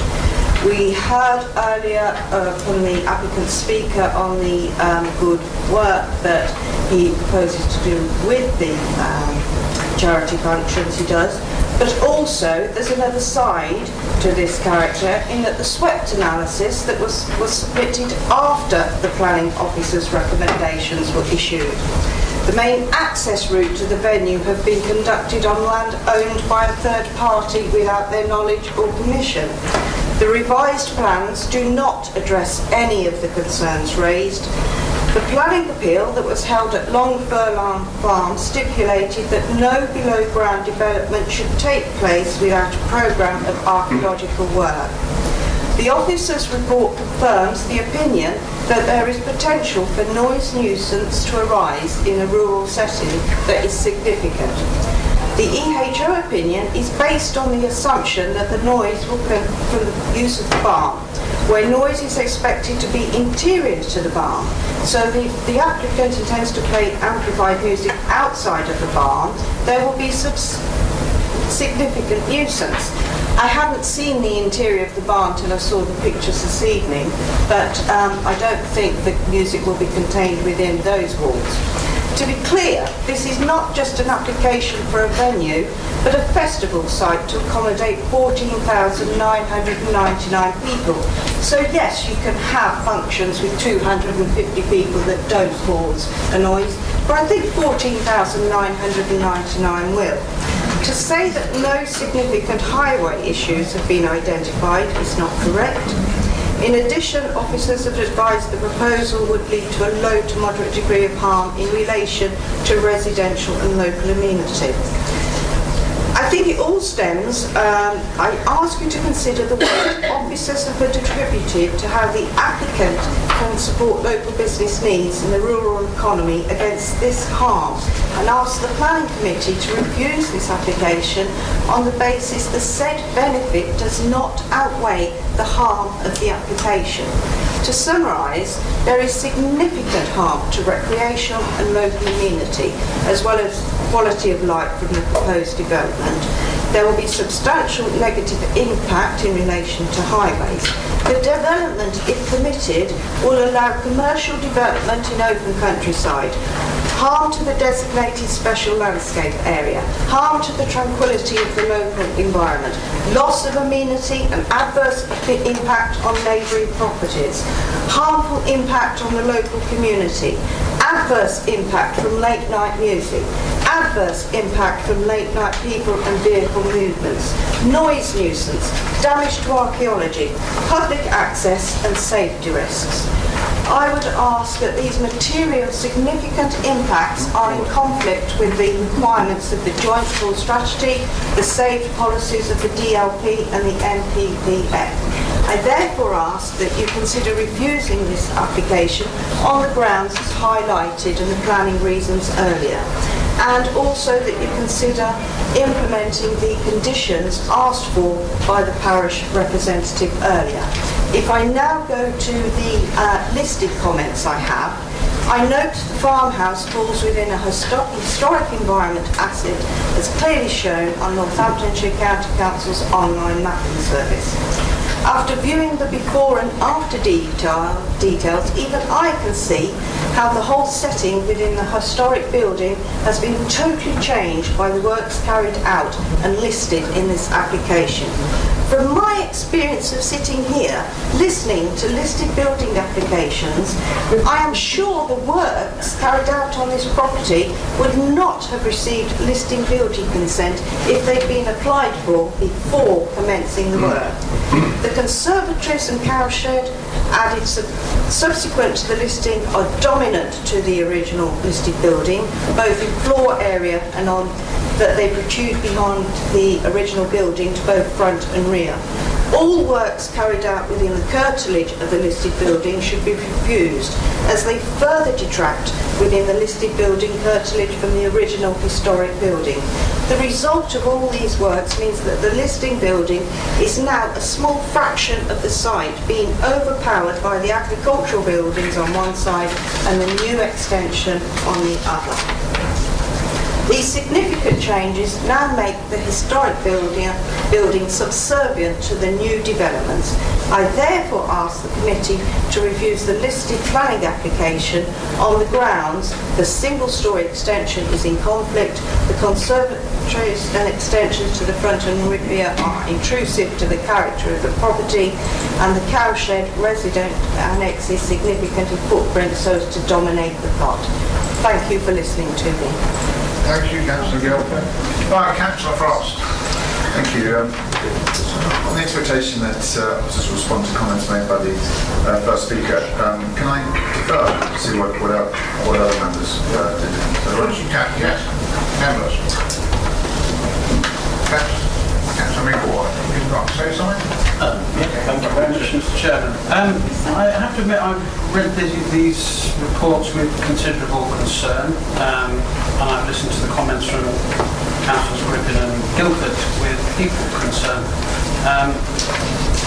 At the moment I can see nothing in these that would merit us approving them. They seem to be proposals with absolutely no redeeming features whatsoever. I was very intrigued by the comment made by Mrs. Lang during her presentation that I think the words were they have been erased from the plans, unquote. I think I'm not quite sure what that means, but I'd be interested to hear some thoughts from the officers on that. We've got quite a lot of material here, almost all of which is unequivocally negative about it. We've heard from the officers that there are, in their opinion, no significant noise issues, yet we've heard a lot about noise from representatives of the local community. And Catesby Parish Meeting has on page 61 provided some evidence of noise where there was an event at this actual venue which was being able to be heard up to 1.2 miles away late into the evening and as late on as 4 o'clock in the morning. That sounds to me like a noise problem. I certainly wouldn't like to listen to that. We've also got comments on page 65 that there are concerns about the increase in traffic on a fairly minor country road, 300 or more vehicle movements, taxis, event staff, deliveries, far in excess of what the existing country lane could cope with. One of my colleagues, forgive me, I can't remember who it was, made a reference to the Secretary of State, and we've also got observations here from solicitors on behalf of the Secretary of State saying that this use of the land is in breach of an agricultural tenancy. The work has not been authorised. The Secretary of State is not minded to grant retrospective consent for unauthorised works, and that in his opinion this work may have caused damage to the Catesby Tunnel, which may require repair and presumably some claim against the applicant. So as I said at the outset, I can see absolutely no redeeming features in this whatsoever. I listened to the comments of Councillors Griffin and Guildford with great concern, particularly the bit about intimidation. Obviously we've already had one view on that, but we shouldn't be hearing about these sorts of things. So on the basis of what I've heard so far and what I've read, I am struggling to come up with any reason why I, for one, would vote in favour of this, which appears to me to be something of a cavalier disregard of proper process. Okay. Can I come back? Thank you, Chairman. I'll take those points in order. I think Anna can come back about whether any neighbouring properties were erased from the plan, but certainly we've got, this is my understanding from the briefing this afternoon, that we have accurate reflections, and that's what's been provided to members of the surrounding properties. So what's before you, councillors, is accurate in terms of what properties surround the location site. In terms of noise, being able to hear a noise does not mean it is a noise nuisance. This is something I've been involved in 8 years in environmental health, I know very well. And actually we've done monitoring, we've done extensive monitoring at different times of day, knowing when events are on. Some of the very late night noise must have been coming from other locations. There were events on at different times. I mean, we have been monitoring out of hours, and if there had been evidence, my officers would have found it and it would have been included in their recommendations. Traffic increase is clearly not been identified as an issue by County Council Highways. That is their role. They are the statutory competencies. With regards to the frequent references to the Secretary of State, solicitors' letters and so on, that is absolutely a civil matter and is not planning consideration. As I'm sure there will be a presentation by our legal advisor who will know earlier.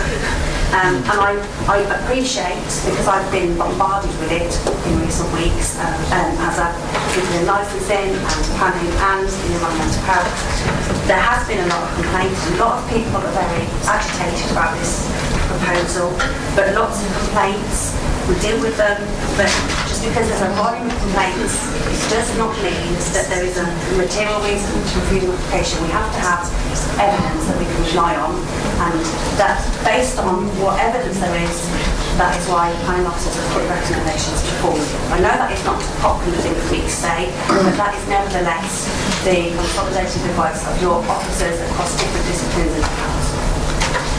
I've got 3 speakers. I've got Mr. Micklewhite, Councillor Micklewhite to come back, then Councillor Ritchie, then Councillor Irving Swift after that.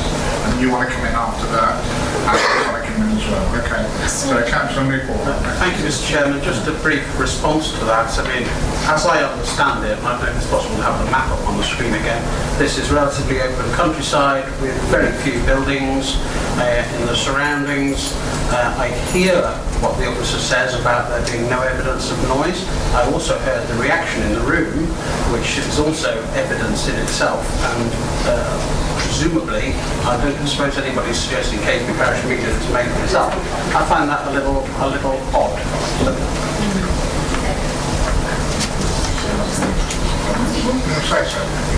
Sorry, through you, Chairman. Believe me, I hear very well that this is very unpopular. So something being very unpopular does not mean that statutory nuisance is evident. Does not mean that there is a significant immunity issue that we can consider as a material consideration for planning. Okay, thank you. You have to prove as an appeal, prove that. I get all that. I just wanted to clarify that. Yes, just to sort of clarify on 2 points really. Concerning the matter about neighbouring properties not being shown on the location plan as being removed, on that point I would like to clarify that on the location plan that was originally submitted with the application, the neighbouring properties were not included. So it's not a case where we've removed or asked for neighbouring properties to be removed. It was shown on the location plan originally included with the application, and we couldn't really insist for a location plan that all neighbouring properties be included. But they are fully on this map, for example. Yes, this is the map that we provided for the purposes of this meeting, just to show members that there are properties in the area. And that matter is discussed in more detail on page 97 of the committee report. On the other matter concerning noise, I do appreciate that noise has been found to be an issue by local residents, and hence I have referred this matter back to our environmental health approval team. And obviously, having checked their records, they've obviously confirmed the most up-to-date situation concerning noise, and we have not had complaints until the most recent events that were held in June. Thank you. Councillor Ritchie. Thank you, Chair. I mean, there's a lot here that is of concern. My understanding is that it may be nothing to do with us, that there are other consents, that covenants and things that have been ignored, that there are things that have been done without planning permission and so on. I mean, if that is the case, then I think that the whole process looks rather silly unless somebody is following that up and making sure that any decisions or regulations that are in force are complied with. As regards the changes to the listed building, I'm quite relaxed about that. I mean, it is a lovely looking house. I don't see why what is being proposed necessarily would make it less so, or a bit less historical or given, or reduce the extent to which it enables people to imagine what country life might have been in past centuries. I'm not worried about that. It looks as if it is a lovely place. And I think it would be a lovely place to have a wedding or to have other functions. I would hate to live in an area that was 600 metres from a place where, I think was it Councillor Griffin talked about having live amplified music up to 1 o'clock in the morning. I mean, I think that would be absolutely dreadful. I think it's helpful to clarify that point. Sorry, I probably should have picked it up before. We mustn't confuse what is allowed as a maximum in licensing with this planning application.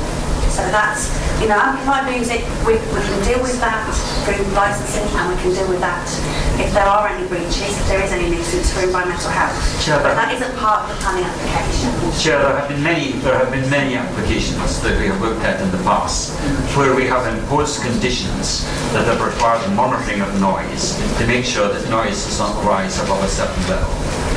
I can also recall us looking at another rural site, I might be wrong, but I think it was one near to Bronson, where there were restrictions that were put in place on the number of events that could be held within a week or within a month, the levels of noise and the hours in which it would actually operate. We approved a water cycling track somewhere near Lowbourne at the side of the M1. But again, there was a lot of discussion about noise, and there were arguments about how often and at what hours it was permissible to have that activity. I don't see why we couldn't have such conditions that are actually applied to this site, saying that, look,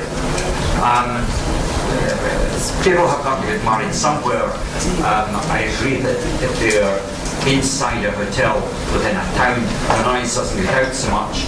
There may be things that we need to stipulate that would help to reduce the noise, but put a restriction on the hours, the number of events, and so on, that might be permissible. And if that was the case, I would see that there ought to be some way in which we could happily say yes to this, and at the same time have the safeguards that people who live in the area need. Thank you. Aidan, would you want to comment? Chairman, through you, yes, I'd like to sort of come back on those points. As you can see in my report, I've not recommended any conditions in terms of the usage hours. Obviously, any condition that we do impose would need to meet the various condition tests. And when I prepared the report, I think my view was, in this location, with it being quite distant from the nearest neighbouring properties, if we were to impose a condition, that condition could be challenged as an appeal, and I think we would struggle to defend it on the reason because of the distances involved.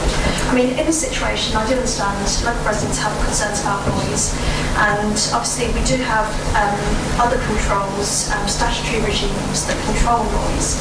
And as members can see from the report and also on the main representation sheet, obviously the environmental improvement team, what they have said is that as the licensing position stands, there aren't any restrictions controlling noise at the moment. But if, as a result of further investigations, if noise has been demonstrated and evidence to be an issue, they can review the licence and impose restrictions as part of that. But obviously, my view is my view. Obviously, if members feel that, notwithstanding the advice, you feel that it would be necessary in this case to impose conditions to control the opening hours for the wedding venue, then you can do that. Yes, but obviously it will be, it's sort of highlighted that it could get challenged. Okay. Right, Councillor Daventry next. Yes, I will try to go back on track and speak about planning reason. But my main concern is about the listed building. We have spent, and I have been on that committee for 6 years, we have spent many hours, including for my house, where I had to leave because I'm a listed house, and what was appropriate or not. We discussed double glazing, that should be put or not. We discussed appropriate, and my colleague next to me last 2 months ago, we discussed his planning application and what was appropriate or not. Well, that was peanuts in comparison of what we see here. I mean, that is a monstrosity. It will never be happened. I could not build. And that is 2 things. They said on page 97 of the report, internal alteration to listed building. Any internal change will be discussed as part of the listed building concern. Those do not require planning application. As far as I'm concerned, all my internal buildings, what I want to change something, I call the officer. So I think we need to be careful. If that goes ahead, we think we don't need a planning officer for listed buildings because that is completely incontrovertible. And I do object of page 73 to, I do not consider that the landscaping work and the proposal to turn the barn into a venue with associated alterations shall cause harm to the setting or character of the listed building. If I want to put a shed in my paddock, which is at the bottom of the lake, the listed building officer will have a view. So as far as I'm concerned, if we accept and all the it's not at all in keeping. It's really, it's a monstrosity, and I think if we accept that, we will have a lot of listed houses owner who will find all the conditions that were imposed or will be imposed on them quite ridiculous. So I would say on the listed houses, and I would even go further, that we should enforce that we looked again at the planning application and all the works that have been made that are contravening, because the listed building regulations are very, very strict, and we have our heritage champion here, Councillor Chandler, who I'm sure is listening to what I say. So I think we need to be coherent and comprehensive and do something with the listing. As far as the venue is concerned, I have a bit concern because it is a big wedding venue. It's not for 14,000. That is another type of application. So I think for the venue, if it will be conditioned properly, as we had 2 years or 3 years ago on planning committee, we had a farmer who wanted a wedding venue, and that was conditioned. And also we conditioned the number of weddings it could hold in the week, so like that it didn't cause any nuisance to the neighbors. So I think on part of the venue, I would like to be able to condition that so that people can be peaceful. And for the listed building, I will ask that we ask for our enforcement officer to have a look and see how we could carry on, or see what is his assessment and how we should proceed. Thank you. Thank you. You want to clarify which one? Through you, Chairman, if I can clarify the proposals for the listed building. The photographs that were shown before that showed the listed building, the main extensions, and that's what we've been asked to look at as part of this application. No alterations are being proposed to the extensions themselves, other than the replacement of conservatories with single-storey extensions on both sides, and also to create openings in the extensions, so for example window openings. I mean, obviously I do understand concerns about the unauthorised works that have been undertaken into the listed building. This application is to review those works, and we've been asked to look at the acceptability of those works as part of this application. As part of this application, we have consulted the Council's Conservation Officer, and on both the planning application and listed building consent application, no objections have been raised to the works that are proposed to the wedding venue barn or the alterations to the listed building. Works have been considered to be unacceptable, considered to be subservient, sort of in keeping with the character of the building, and no harm has been identified as a result. Could I come back to that? If it's correctly, yes. Yeah, I'm sorry, but if that is no harm, my arm are falling off my body. Through you, Chairman, what you see in the photographs is harmful for the listed buildings. Yes, we're agreed on that. That's why we invited the application. What's before you now, in terms of these drawings, is the proposed alterations. So they're getting rid of the plastic windows, they're getting rid of the plastic conservatory, and they're proposing to replace it with what's shown on the drawings. That's acceptable. The Conservation Officer is happy with that.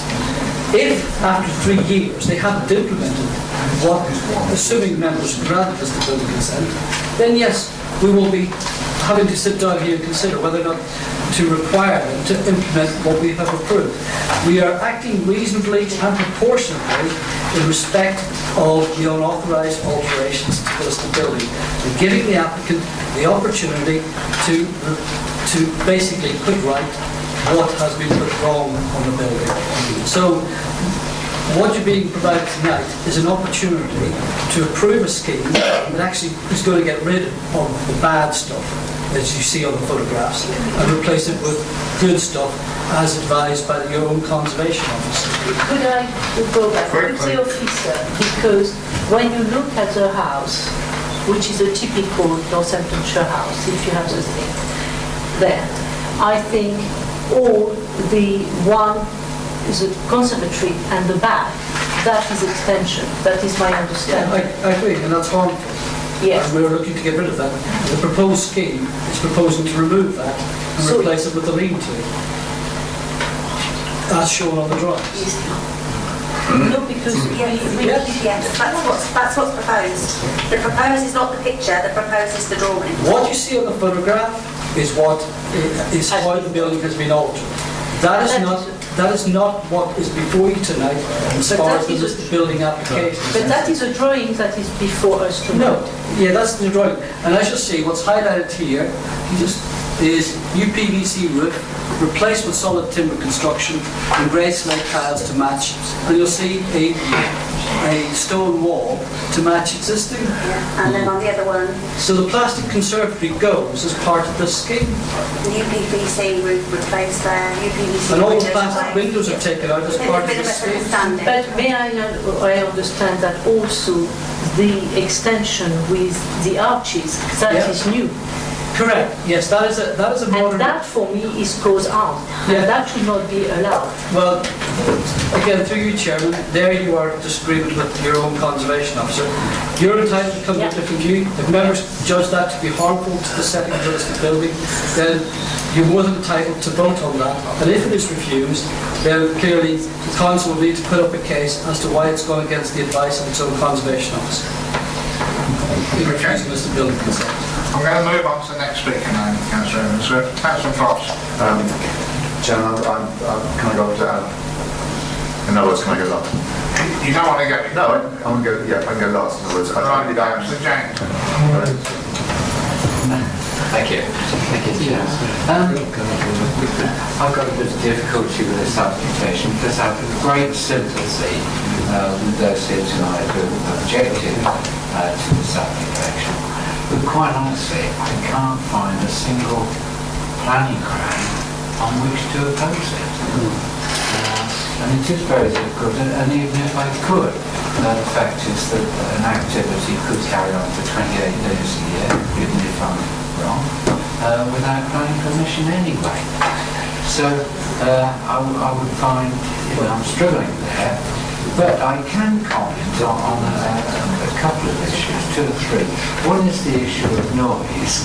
I live between one wedding venue and another one on that side. The nearest one is about, I would say, 500 to 600 metres away as the crow flies. And yes, when they have a wedding there and they have music, I can hear it. In fact, I know the words to Yellow River, YMCA, Nutbush City Limits, and all the rest of it, because I can hear it. But they don't go on to the early hours of the morning, normally about midnight. It carries down, I call it the music. But if it were rap music, I would be going absolutely bonkers. I wouldn't want to hear that at night. But I can live with it. I can't hear the music that comes from Wolseley Hall. I can't hear the music that might come from Don. But I see the fireworks from all 3 venues personally.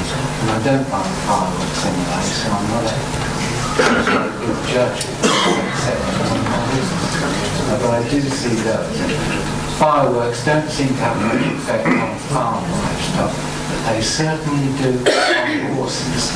And I had a horse and foal in the field and it was trembling one night when they were letting off cameras, and that wasn't firewood, so that can have an effect on horses.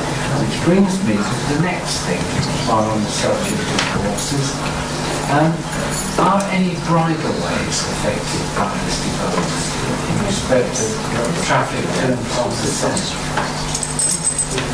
I'm sure we'll get an answer for you on that. Meanwhile, while we're getting an answer on that, Councillor Chancellor, you're next to speak. I've got one other issue, perhaps I can deal with that. Yeah, carry on with that one. The other one is that in the officer's report, it makes reference to a planning application, DA 2015. 0960, which was approved with the condition imposed to ensure that stables and menage were for the personal use of the applicants only and would not be used for commercial purposes. And the reason for the condition was the site is not in a sustainable location for business operations. And I think one of the objectors has said, if the council considered that the above proposal was not an appropriate location for commercial use, then the same should be applied in this case. It is well-established case law that previous planning decisions are capable of being material planning considerations. So, I'd like to hear what the officers think of that decision opposed to this decision here. Otherwise, and that is... Okay, through you, Chairman. In relation to the first matter about public rights of way, right of ways specifically, the plan that we have in front of us at the moment, that's taken from our own internal maps, and you can see the purple line that runs north-west down to south-east to the wedding the farm buildings. Yeah. That is the public footpath. The green lines show the bridle ways. Right. So there are various rights of ways that run through the site. Obviously, as part of this planning application, we have consulted county highways on the application. No specific concerns have been raised in terms of the impact of the proposals on the right of ways. So, for example, as part of this application, we're not looking at any diversions or stopping up any of those rights of ways. But obviously, what the County Council have asked for is just to draw the applicant's attention to the requirements, because normally separate consent would be required for works that will be undertaken within those public rights of ways. I'm just concerned that so little of our roads now are safe for, a safe for horses and riders. So, there wouldn't be a safety factor here. They wouldn't be endangered. I'm very concerned about that. And, it is a sensitive area, really, because my mother tells me we call that Little Wales, because that's where your father and his family all came from Wales, settled here in the beginning of the 20th century. And it is quite an historic area, and it's a gateway really to what is the rural part of our district, the real rural part. I know there are some parts of the north end as well, but it is very rural when you go towards Daventry, towards Watford, and it's lovely. And we do have to pay attention. As I said, I cannot, for a life of me, think of planning grants on this proposal. Okay, if I can make a comment on the other question that was raised about the stables and the planning permission that's been referred to in the comments. That matter is discussed in detail on page 95 of the committee report. The planning reference number does not apply to this particular site that we're looking at as part of this application. It is a site that relates to a residential property that's off this plan to the northwest side. Permission in itself relates to obviously a different development. It was for stables and a menage to be used obviously by the applicants, and a condition was imposed to say that the site is not a sustainable location for business operations. The reason itself is referred to the site, so my comment would be, although that site might not be suitable for the use in question, the reason could be specific to the site itself in terms of why it might not be suitable for business use, because obviously it is a residential property. So I don't think we can sort of relate this with what we're looking at. We are required to look at each application on its own merits, but I don't think that will set a precedent for the noise monitoring, was that done with the consent of the applicant stroke owner? I don't know, because obviously they're like separate procedures. Yeah, well, through you, Chairman, the environmental improvement team will be aware of temporary event notices at this location and everywhere else, and knowing that this application is going through and everything, we don't get the consent of applicants. We go out and do monitoring at appropriate times of day. So no, it would not have required anybody's consent, you go to different locations. In that case, how would you know the monitoring was happening at a time when there was does it? Well, it's actually that we could, if we first of all send officers around who are trained, qualified, experienced officers to do, we've got a couple of people with acoustics qualifications, postgraduate qualifications, and years of experience. If they go out and do something that might be a nuisance, at that point we would then potentially put outdoor monitoring or indoor monitoring kits. But these, off our own backs, we have gone out and done noise monitoring, and there were the experienced officers were they know what noise nuisance is. It's fair to say, isn't it, that unless they have to be there at 1 o'clock in the morning on the Saturday, there was a but my other point is just the...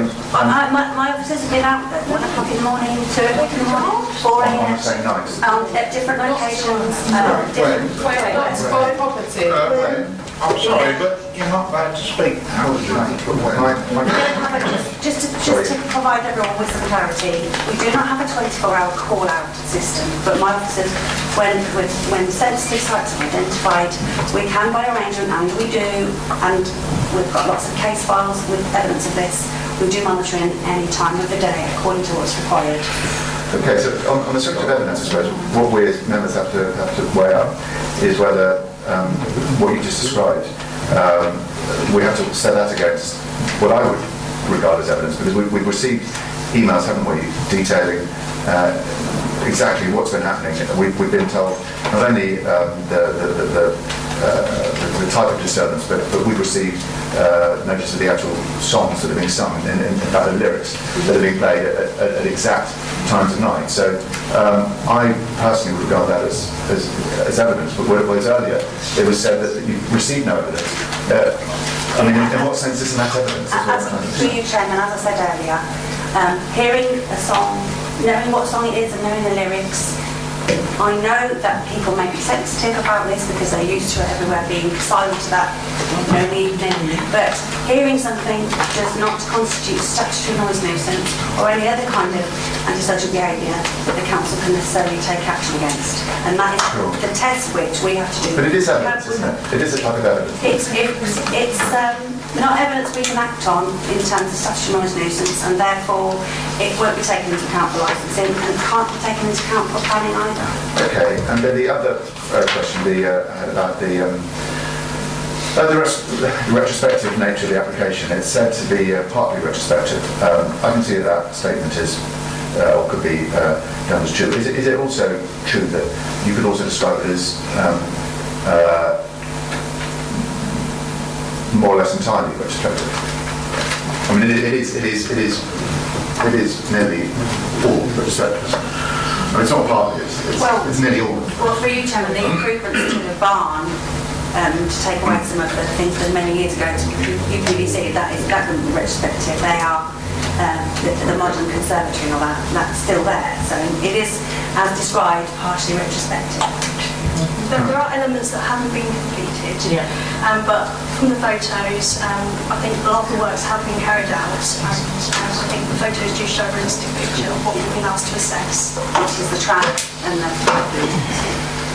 Okay, we're to the vote time? I haven't got any proposition yet, Chairman. We haven't got any proposition at all yet. I will say to you, just as a point, a few years ago, quite a few, we had a real bad nuisance near Longbury, Speedway track.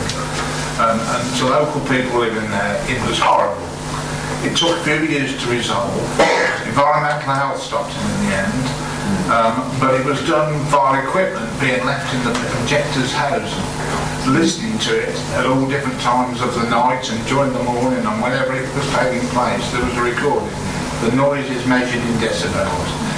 So you have to get information like that for it to succeed, and it did succeed, it did stop it. Yeah, the tone, the noise, the type of noise, the frequency, it's a very complicated area within the discipline of environmental health, but we have experts who can do this. Yeah, and the answer to your question, are we having the vote yet? Not until somebody makes a proposition, I'm afraid. So Councillor Rich is next. Chair, I was going to propose an amendment to what I assumed had already been proposed. It hasn't been proposed. It hasn't been proposed. No vote either way has been proposed. Could I therefore make a proposal with an amendment? And that would be to accept officers' advice. I'm talking here about Which the first of the applications. The first. About the use of this site as a venue for weddings and so on. So the first application? Yeah. Not the listed building. Not the listed building one. All right. I wonder, I would be happy to support this application if there were the sorts of conditions that, I'm told that, they might be covered by licenses and by other legislation. But I would be prepared to support it if there were conditions that limited the number of events that were held, say within a calendar month, that restricted the use of music after, say, midnight, that did not allow, maybe people are writing this down, I'm giving sort of examples here, and I'm hoping that some of them are a package that could be applied. But things that would restrict the fact that you can't have your entire weekend with a noise of music in the background. You can have one day of the weekend. That you can't have it after midnight.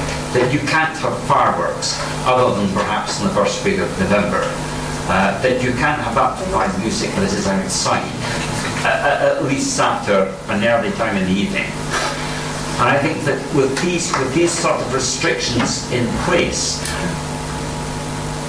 I would be happy to move acceptance of this. Right, we'll ask the officer if that can be done. I'll come back on the fireworks one. They're regulated nationally, and fireworks are only actually allowed at specific times, like New Year and Bonfire Night. And there are restrictions around fireworks in the countryside anyway. Certainly Dodford Manor, they're just too sparklers, they don't do fireworks. So with it, we can't reasonably include something that's outside our jurisdiction as planning. Would you agree with that, Vanessa? Yes, if I may, through the chair, just come back on the conditions point. So planning conditions should be kept to a minimum and only imposed where they are necessary, relevant to planning and for development to be permitted, enforceable, precise and reasonable in all other respects. And I think we do have to be minded not to impose planning conditions that we simply can't police. But otherwise, planning conditions, meet that, those 3 planning condition tests can be imposed.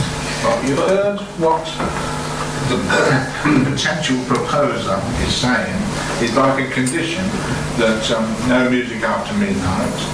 I forget the other two conditions. I've written down limited number of events, times for music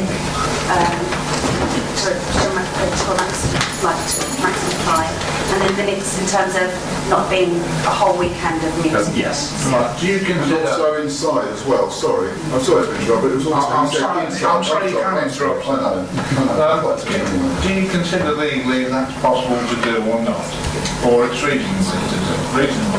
I think that a planning condition to permit loud music to midnight is certainly reasonable and relevant to this planning application.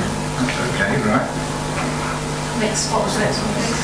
Limited number of events over the course of it. Can you limit the number of events in a month or in the year or whatever? And is that reasonable? No. It's not reasonable. I don't think it is. Right, and the next one. And a point of order, Chair, we did it in Bronson. Well, we're getting a view from our legal person. Hold on, and then the next one. You need to have the evidence, that's the problem. And Hannah will come back. What was the third one? There was a third one, wasn't there? Limits to the overall weekend of events can carry on. Yeah, sorry, through you, Chairman, just to make some comments in relation to concerns and obviously the suggested conditions regarding restriction of music and also fireworks and limiting of events. There is some guidance in the National Planning Policy Framework, and in particular I'll refer to paragraph 183. What this says is the focus of planning policies and decisions should be on whether the proposed development is an acceptable use of the land rather than control processes or conditions where these are subject to separate pollution control regimes. Planning decisions should assume that these regimes will operate effectively. So my concern in this case is that we're dealing with things that are covered by other regimes, which we shouldn't do as part of a planning application, because then it wouldn't meet the conditions tests. Right, so there's your advice. Do you wish to carry on? Is there any way in which this committee could be certain that it can't be certain that another body will take a particular decision, but certain that these matters will be referred to another body, and that unless the licensing committee or some other committee issues a license that allows the use of the premises every night and at any time of night, There is already a licence. This is a licensed premise already. Shady, I've got that wrong. It's a licensed premises already, isn't it? Yeah. Yes. If there was breaches, if there was crime and disorder stuff, the police would call a review if there was evidence, and environmental protection could call a review if there was evidence of noise nuisance. And that would, basically, that is the opportunity whereby you can take somebody's licence off from at one extreme, or you can impose new conditions. So those regimes between environmental health, who could do structural noise nuisance and all the rest of it, and issue notices and stop notices and all sorts. Basically, yes, the two regimes could definitely exercise those controls because it's already licensed. Okay. So committee, I still need a proposal on, well, either way, on both applications. I make a proposal that we go against officer's advice and refuse. You've got a good plan.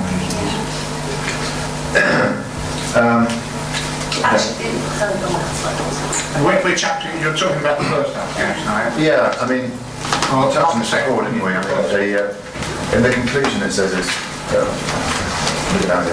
finely balanced, but in the balance of probability, the gain outweighs the harm. My view is that the harm substantially outweighs the gain. I don't have the plan in front of me, but I don't have the district level plan in front of me, unfortunately. But the GN1, GN2, EN1. I mean, is that enough to? Planning officers. Well, so I get through Chairman clearly demonstrate what the requirement is, why that conflicts with the policies that you are referring to. I've heard the arguments for and against, and I think the argument against is stronger than the argument for, as said, I thought, well, by Cecile and my fellow board councillors. Through you, Chairman, without the evidence to support impact on amenity, there have been events in this venue over a period of time, it's a licensed premises, and there isn't evidence sure. that is on that front. We learned of some of the events recently from Rob Lewis. In light of the fact that we haven't approved this yet, is that okay to have those? When we had details earlier on, they were all okay? Yes. Yeah, through you, Chairman, I've dealt with an application which already had a licence, for which we went to a public inquiry, and there we managed to deal with that on time there. So, there are two separate regimes, they operate separately. I know the issues are the same, but we have to stick to the planning policies, clear considerations, and then decide if there is conflict with policy. Do we have the evidence to demonstrate that conflict causes harm without outweighing any sort of benefits that cause no benefit? I mean, if there's no appetite in this room to, I don't think I'll much appetite to approve it. Would it be acceptable to defer so that we can, how should we say, get our ducks in the... Okay. I'm just asking the question. We should deal with it if there isn't a reason to defer it. Councillor Micklewhite. Thank you, Mr. Chairman. In an attempt to assist Councillor Frost to get off the hook, struggling to get off, is a way to deal with this to propose that we go with officers' advice, and then those who don't agree just to vote against it. But then you'll need another proposal. If the council makes a proposition, do you have a second? Are you making a proposal that we accept officers' advice? I propose to accept officers' advice. Right, do you have a seconder? Thank you, Councillor. Councillor at the back, behind you, Councillor, as you say. So, point of order, Mr. Chairman. I'd like to vote against my own proposition. I would have realised that question. Of course you are. That's just as a way of getting this to a conclusion. Yeah, good for you. Anyway, I propose the motion has been seconded. Right. Does anybody wish to speak on it? I think we've had enough. Can I Very quick one. And can I move the motion that I moved before? Without necessarily the detail, but with the bits that we have been advised would make sense as part of a planning, as part of a planning motion, as part of a planning application condition. So if we can just, for the record, and just looking out for our legal advisor, on the basis that you were putting forward a proposal. No, but he only put forward the proposal if he could have the amendments with it. Yeah. He didn't have the amendments with it, so the proposal was not put forward. Okay. So, do we have the amendment with the midnight clause? No. No, it's not put forward. We've got a proposal that the application be approved as per officer's advice, which is If I can clarify, members can put the midnight thing on, but the advice of officers is that it can be dealt with through other regimes, and it wouldn't be. It could be a condition that could be challenged, that we would not be able to support it appeal. But it is, as Vanessa said, it is something you could consider. Chair, in that case, if Councillor White's motion is not seconded, I'm happy to propose. Oh, is it seconded? Sorry. It has been seconded. Well, in that case, I propose then my amendment. You could ask Council. I'll ask Council Micklewhite if you'll accept the amendment. No. Okay. That's fair enough. We have a proposal, the application be approved. Can I ask if there's a seconder for the amendment? No. We're voting on this one first. The proposer has to agree that It has been seconded. Mr. Micklewhite, Councillor Micklewhite's proposal. We have a proposal, the application be approved, no skin, nothing attached. All those in favour, please show. 1, 2, 3, 4, 5. Right, those against? I think there was 6. 1, 2, 3, 4, 5. 5, Chairman.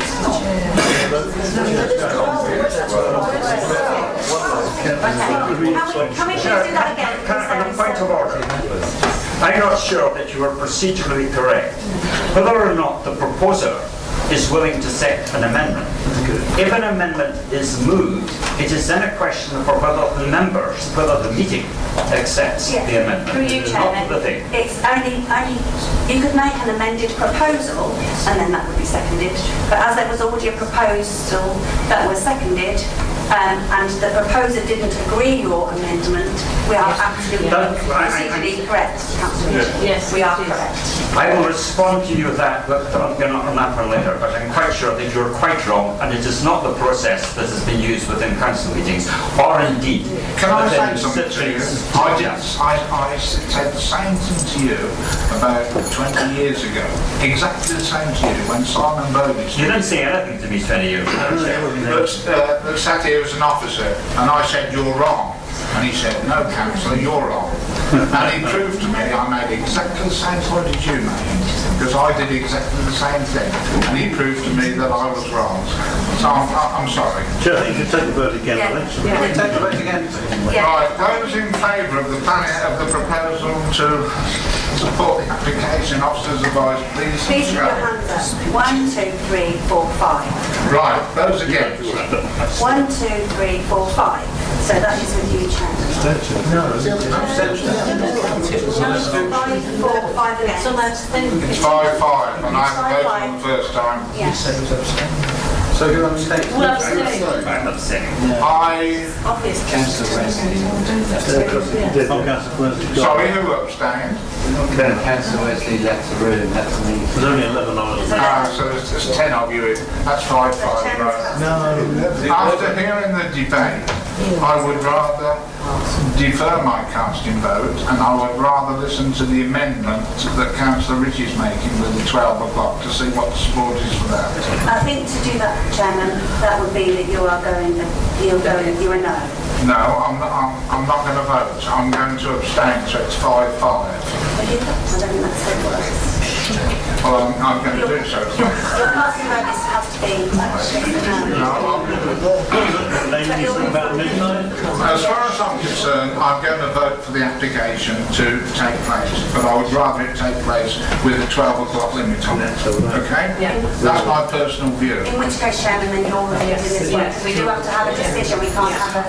Okay, I refuse this one. I go against this one. So the casting vote is against this one. So now we have a proposal that the application be approved, but with a 12 o'clock which is Councillor Rich's which proposal. is Councillor Rich's, with a 12 o'clock limit on music. Do we have a seconder? Oh, we have. Thank you, Councillor. All those in favour, please show. 1, 2, 3, 4, 5, 6, 7, 8. Those against? 1, 2, 3. Right, the application is approved subject to a... And I didn't need to vote. The application is approved, the first application, subject to a 12 o'clock limit. Now we're on to the second application now. Councillor Swift? Yes, and when you read for the second application, we are talking of 4 for the listed. Yes, no, the listed application. It's the listed building, the second one, yes.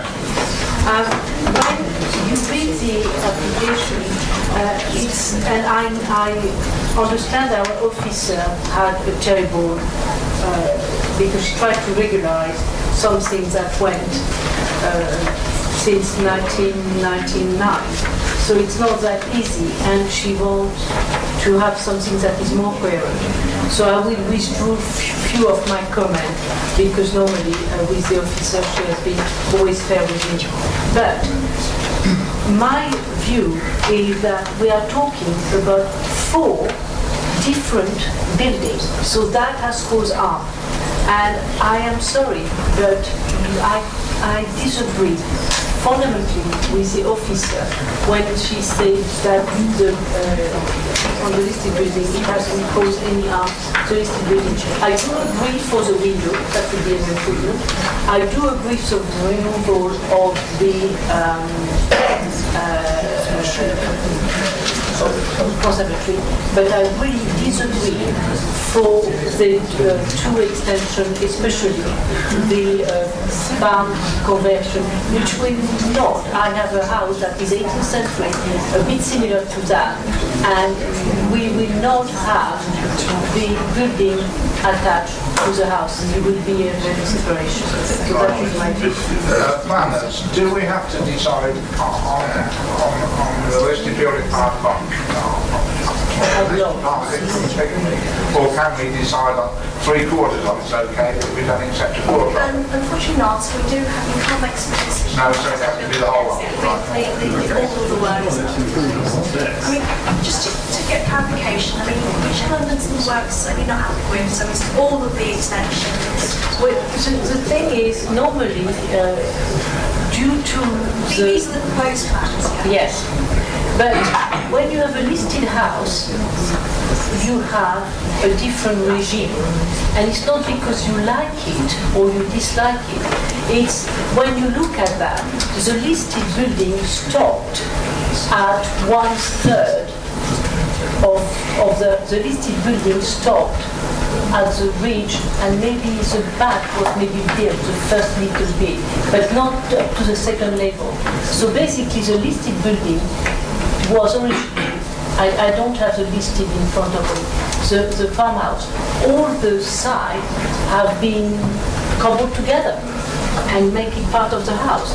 And that, don't tell me that is subservient to the house. It's become quite a big impact on the house. So for me, it has caused harm to the listed building. Because if you do that, I mean, I have a problem, because my house looked like the first part. And I promise you, and the back of the house was something that was listed with the house, and we had to work 2 years with Rachel to reach a solution. But that seems completely alien because it makes a long building, which those houses will never have. Due to Not on the listing. That extension is not on the listing, is it? But it's Again, to you, Chairman. Yeah. I'm not a conservation officer. I've read the conservation officer's report. She has identified those elements that cause harm. Yeah. Yes, Those elements will be rectified as a result of this application. Yes, the single-story extension that extends away to the right-hand side of that photograph, it's a later addition. Yeah. But your conservation officer has judged that and has judged that not to be harmful to the setting of the principal listed building. I mean, in my view, you've got the principal listed building on the left-hand side, the various extensions all step down, and they are subservient because they step down and away from the main listed building. You can still read the main listed building, you can still read what's important and significant about that in architectural and historic terms, and this proposal also rectifies previous wrongs done to the building. So to my mind, this proposal, this listed building consent, allows a way forward of actually putting right what has been done wrong in the past, and allowing the historic fabric to be restored back to a condition that the conservation officer is satisfied with. As I say, members are entitled to come to a different view, and if you think there is harm caused and you wish to go against the advice of your heritage advisor, perfectly entitled to do that. But you'll have to come up with a reason why, in your view, there is harm to the setting of the listed building and be able to sustain that. Well, could I go back? 2 weeks ago, or a month ago, we had a planning application where the planning officer asked for removal in order to, and we had a big discussion about that. And here is somebody who has had it without any benefit of planning application thing. For me, it's because it's a listed house. If it will not have been listed, I will not have a problem. But it's listed. If that passes, a lot of listing houses will pass. And that is, to my opinion, it will be advantageous for me because frankly now I will have a case, I want that, and I will refer to that planning application. That is not Again, for you, Chairman, this does not set any precedent. You must judge each application on its own Well, that set a precedent, I'm No, sorry. it doesn't set a precedent, Chairman. You must judge each application on its own, Chairman. Sorry? I propose the motion. Well, we are going to have a vote on it, I can assure you. I think everybody has debated both applications. I think people know the reason why you're not happy with it, Councillor Irving-Swift, and either vote along with you or not. Do we have a proposal on that? That's what Councillor Nicholas. Right, you're proposing what? That we agree this in accordance with officer recommendations. So you support officers' advice. Do you have a second then? Next to you. Right.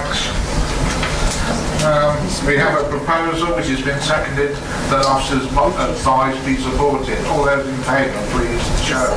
1, 2, 3, 4, 5, 6, 7, 8, 9. Those against? 1, 2. The application is approved.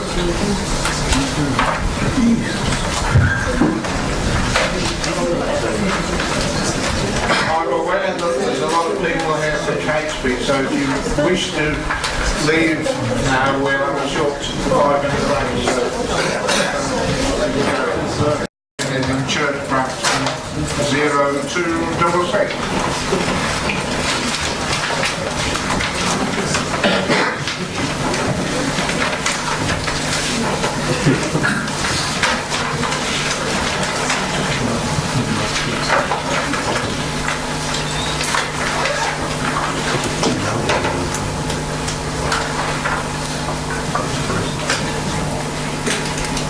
This application is for a single-storey side extension to accommodate an indoor spa, shower and exercise areas. Letters of objection have been received from a neighbouring occupant raising concerns mainly about overlooking and noise from extraction and ventilation equipment required for the spa. However, councillors will note from late representations that neighbours have since removed their objection. This then leaves the objection from Church Brampton Parish Council. Parish Council has objected to the application. So we're second as well. Let's wait a second. Okay. Okay, Alan, you're an exception. No, that's fine. I'll start again. Okay.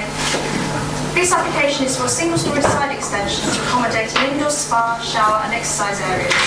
Letters of objection have been received from a neighbouring occupant raising concerns mainly about overlooking and noise from extraction and ventilation equipment required for the spa.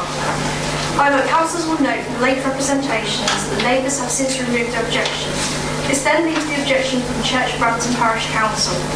Parish Council has objected to the application on grounds that the proposal will be contrary to the Church Brampton Design Guide, which requires a minimum 5 metre separation distance from new dwellings.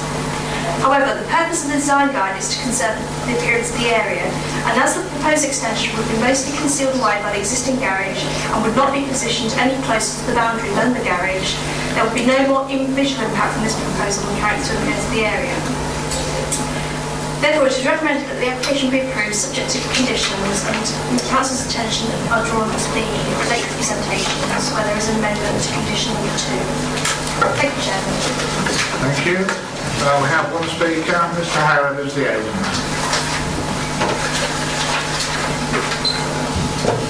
Thank you, Chairman, members of the committee.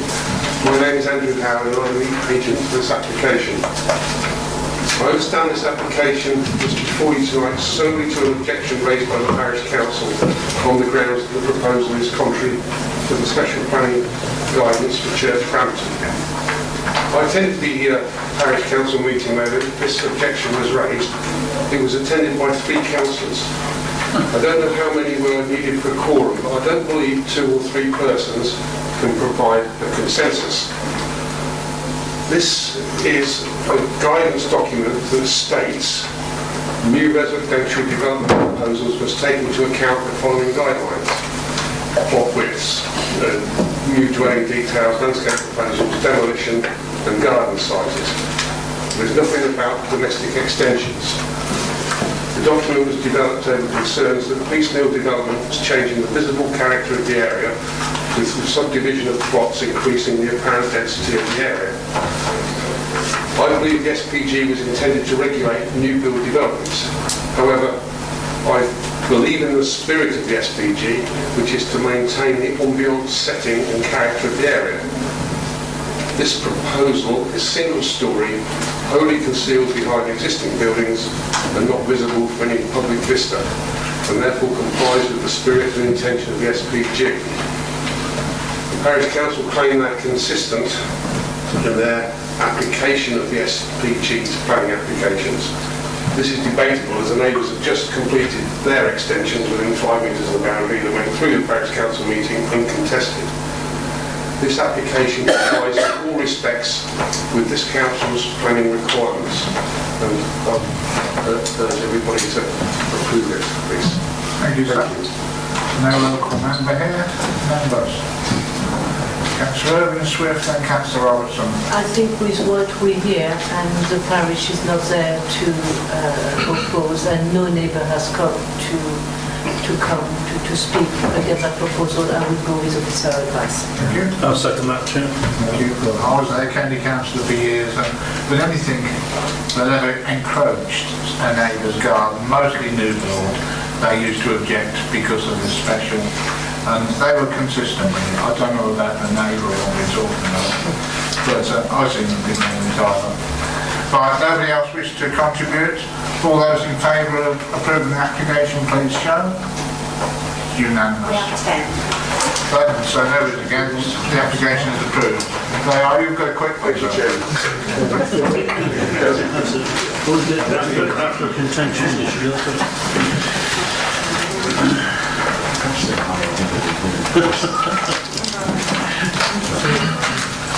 Next one, unless I've got it wrong, is Overston 0316.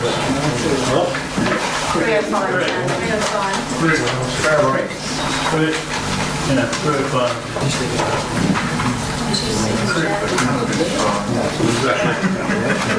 It's all right, I've lost a tab. It's my fault. It's the other one in Crick. I need the button. 3 out of 5. Officers? Thanks, Chairman. Members, well, some members probably may recall that planning permission was refused a number of years ago for a scheme involving 4 detached properties, an inclusion of land to the east as public open space. That went to appeal. As part of the appeal considerations, the appeal inspector allowed the application on the grounds that although there was harm done to the setting of the listed building and the open space where there's remnants of the old medieval village, he judged the long-held aspiration of the parish to secure quite a significant area of open space in the centre of the village as a substantial benefit which outweighed that harm. So that appeal was allowed for 4 units. The scheme before us tonight is largely very similar to that scheme, but it does include 1 additional unit which comprises a conversion and extension of an existing building that sits at the end of the range of buildings towards the rear of the farm. The only other difference between the appeal application and this is the fact that the applicants have not included the area of open space. That said, they do confirm that it's still within the applicant's control, and this is confirmed by the blue line on the submitted site plans. In addition, it has been brought to the attention that they are willing to effectively recreate and commit to securing that open space for the benefit of the parish council as open space, should members be minded to approve the application. One further comment's been made, as you'll see in the late representations, is from the Wildlife Trust, who have asked for additional surveys to be carried out to ensure that no protected species, bats, birds, etc., are affected adversely by those conversion works. And again, we are in the middle of an appropriate time of the year to conduct such surveys. And I understand the applicants have got those surveys underway. So the recommendation as set out is to approve the application on the basis that whilst there is limited harm, that harm can be avoided, provided the applicants enter into a fresh legal agreement, that could be a Section 106 or unilateral agreement, to secure the handover of the remaining open space as originally secured under the previous appeal decision, so that it's used then by the parish council as open space and secures their long-held aspirations to create a large open area at the centre of the village that's in the interests of protecting and preserving the setting of the Grade 1 listed church. Only other observation to add, Chairman, is the comments of the Highway Authority, who opposed the application on the grounds that the additional unit created by the conversion proposal takes the number of units up to 6, which is over their standards for requiring adopted layouts.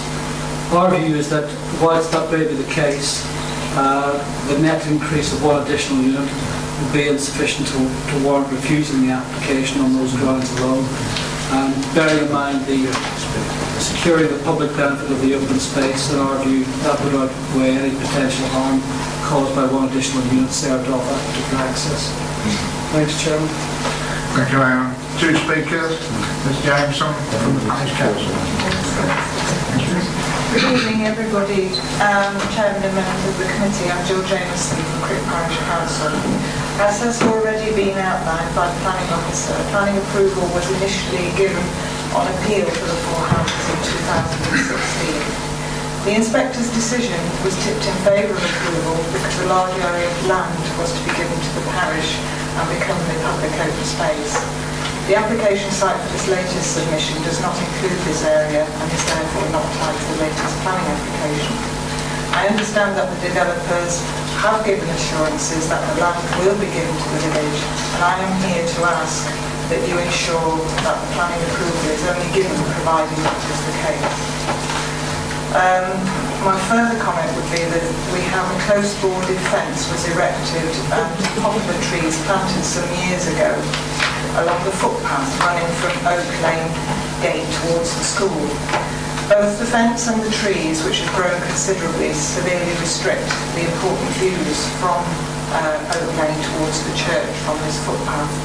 If it is at all possible, we would request that if the development should go ahead, that both the fence and the trees should be removed by the developer at the end of the build. That is all basic I've got to say. So thank you very much for listening. Thank you, Mr. Johnson. Thank you. Mr. Locke, who's the agent? Thank you. Good evening, chairs, member and officers. Thank you for allowing me the opportunity to speak on behalf of the applicants. Throughout the application, we have worked closely with the case officer, responding positively to consultative comments in order to reach the position of a recommendation for approval. The application bears a close resemblance to the existing permission for 4 detached units, which was granted as appeal under planning reference DA 2016-1099. We have read through the officer's report in respect of the current application and consider that it robustly covers all the material considerations and comes to a sound recommendation. The principle of development has already been established on the site. The assessment of the proposals on page 138 of your agenda pack states that this application falls to be determined on the details of the proposal. Following concerns initially raised by the Parish Council, a meeting was held with the parish and the applicant in order to discuss the proposals and the concerns raised.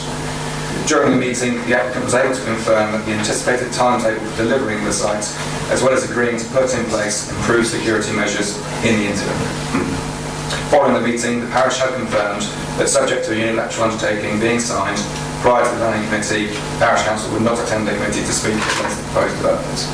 However, as set out in the officer's delegated report, the application was recommended for the approval subject to the completion of a legal agreement to secure the transfer of open space to the Parish Council.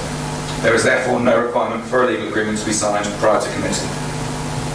As a result, there are sufficient safeguards in place to allow the application to be determined prior to the completion of a legal agreement, which the applicant intends to complete as soon as possible. An objection in respect to the proposals was also received from Northamptonshire County Council Highways team.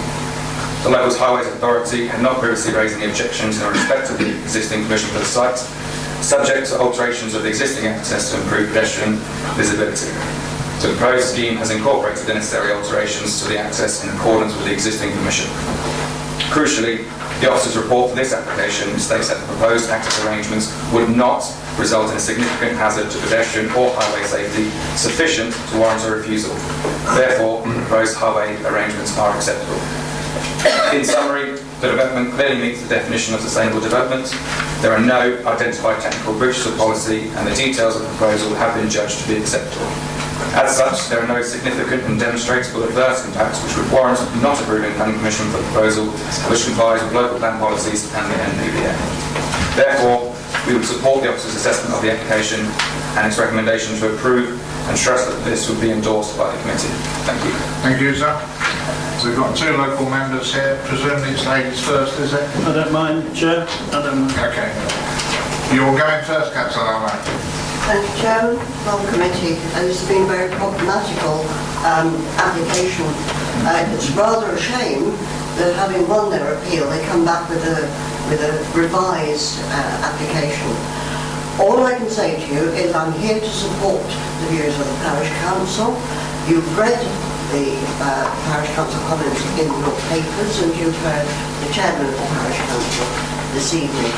I think it's very unfortunate. Yes, there is harm. There's archaeological harm, to name one, but the village will at least get something out of it as long as the applicant does indeed hand over the rest of the site to the Parish Council to look after. I have nothing more to say. Thank you. Thank you, Councillor Robertson. Thank Another you, local member. Yeah, I know the area very well indeed. As for the highways objection, the driveway is very wide at that point, thankfully. I know they've never been my supplier of cocaine or any other drug, as you know, that I think was probably last used. Is that a factory for cannabis, wasn't it? So by the time that area was developed, the only remaining item, as far as I can see, is the removal of the fence. Now, I assume that that hasn't been written in, but I guess it could be. So if that being the case, I would like to propose that we go with that small addendum. I would like to propose that we go with officer's advice. I'll make sure that can get written in. Again, through you, Chairman, as I recall the unilateral agreement as it was set up, the transfer to the parish is based on the need to submit a scheme for the laying out of the open space, which would include the removal of the fencing and the poplar trees, basically of the views, across to the church.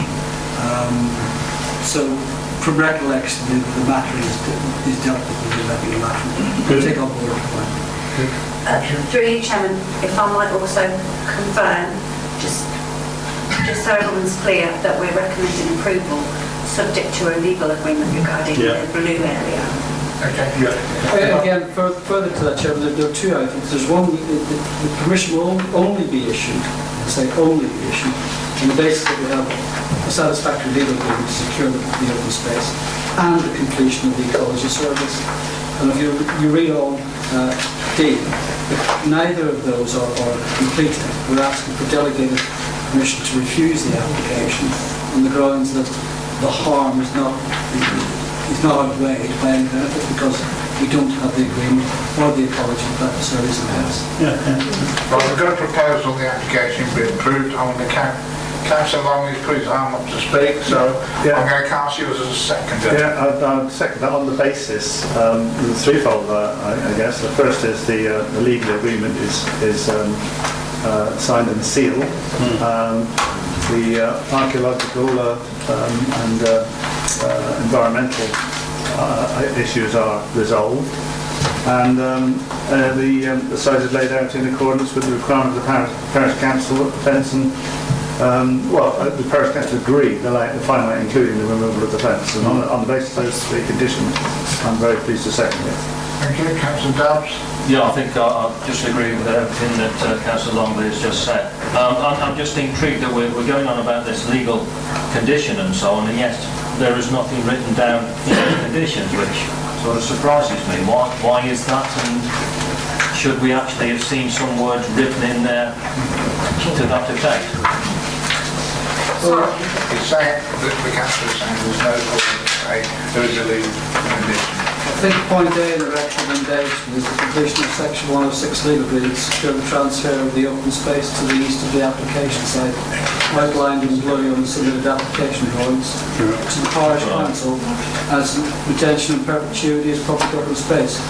I'm a lay parish, I'm not a solicitor, so I'll leave it to our legal people to come up with a legal spiel. But are you happy with that answer? Yeah, there is an agreement taken care of, aren't there? There is an agreement in place. So it's a case of tying that existing legal agreement to this application.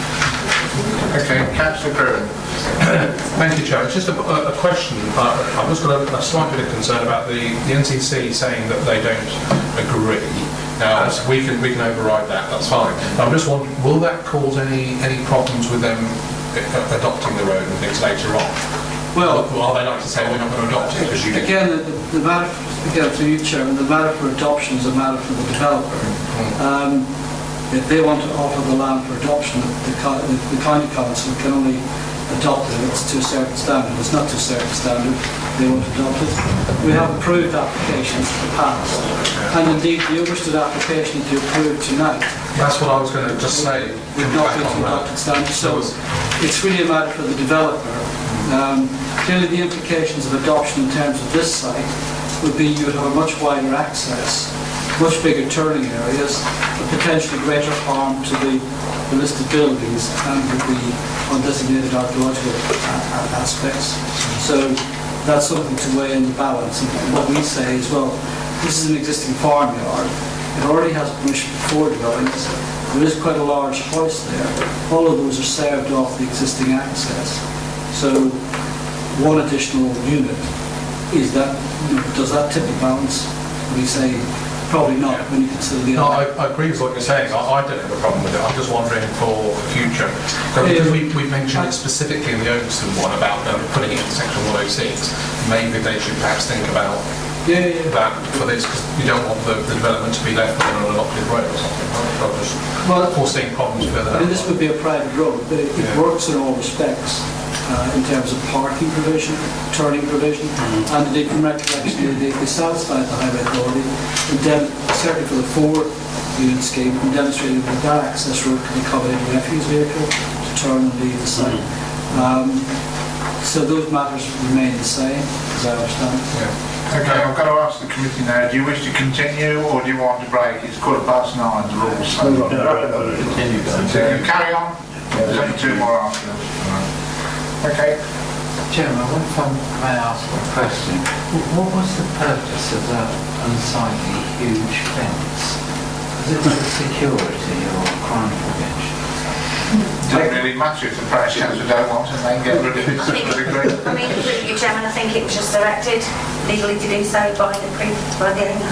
Yeah, we decided not to remove it. Suffice it to say, the owner erected it under prohibited development rights. The motivation for that is open to interpretation. The point is that this application and the legal agreement will secure that open space coming into effectively parish council ownership, and that is only to the good of the village and setting of the church. Okay, we've got a proposal the application be approved and it's been seconded. All those in favour, please show. Unanimous. The application is approved.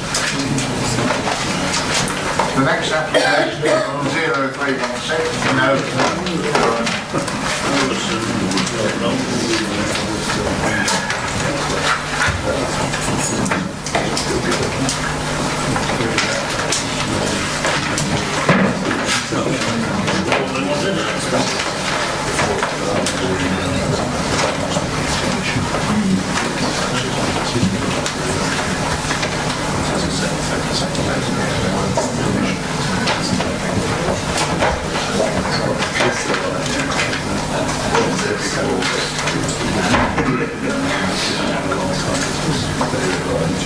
Planning permission has been granted for the existing property to be extended to include first floor and single-storey rear extensions. This application mainly seeks to increase the roof and parapet height of the single-storey extension by approximately 0.2 metres and to alternate glazed balcony screens on the rear first floor duty balcony windows. The application is retrospective because construction works have commenced on the extension and the application has been submitted to regularise the changes.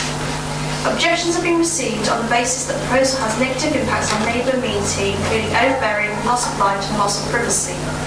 The principle of extending the existing property was established back in 2018 when planning permission was granted for the original extensions. Therefore, all that the council considered in this planning application are the changes which are now being proposed.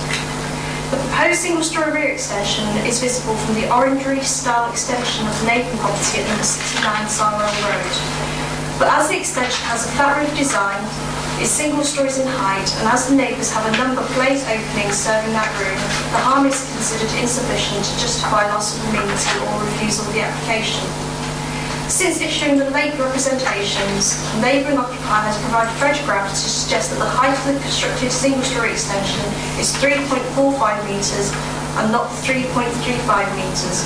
This discrepancy does not alter the officer recommendation. It is recommended that the application should be approved, subject to the conditions set out in the report. Thank you, Chairman. Thank you. We have 2 speakers. Mrs Townsend is against the application. You go first. Thank you. I did submit 3 lots of photographs, but they don't appear to have been Well, shown. open them for your presentation.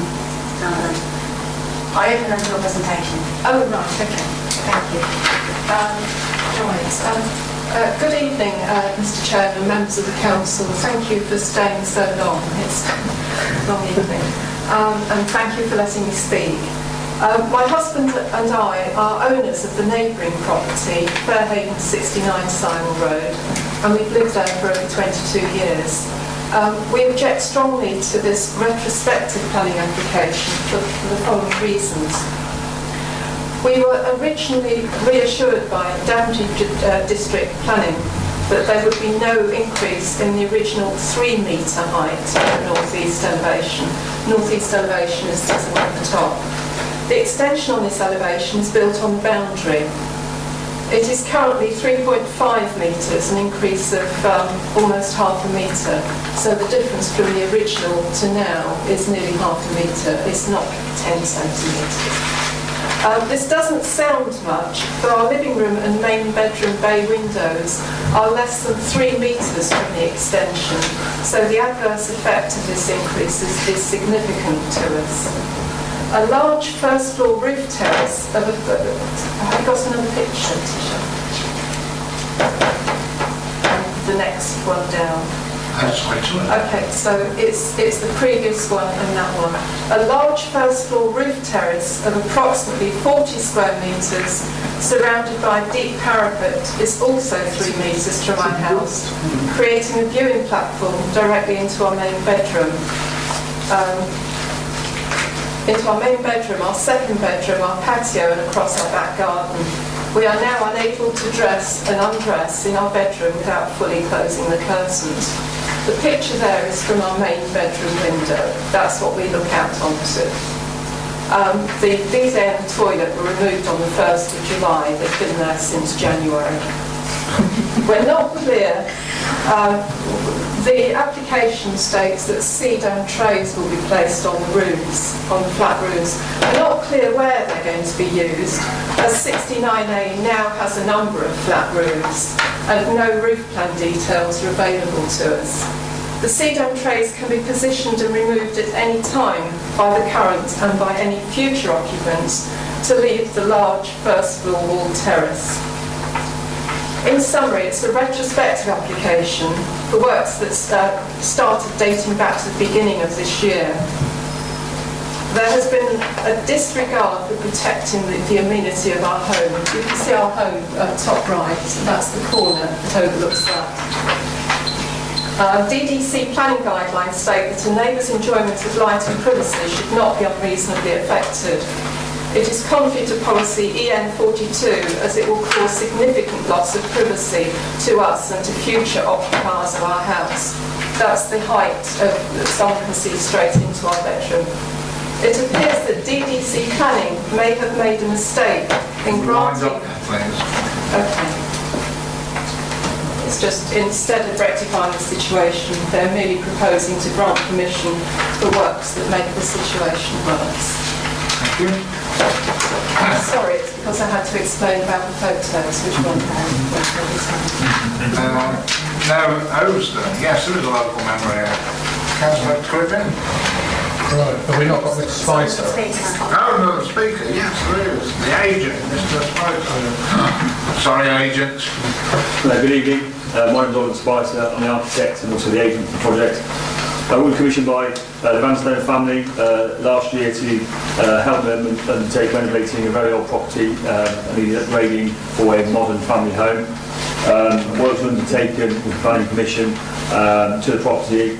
There were 2 areas which have been raised as concerns by the neighbours in the parish, which include raising the parapet by 145mm, which is the surveyed measurement, and its impact on their potential life privacy.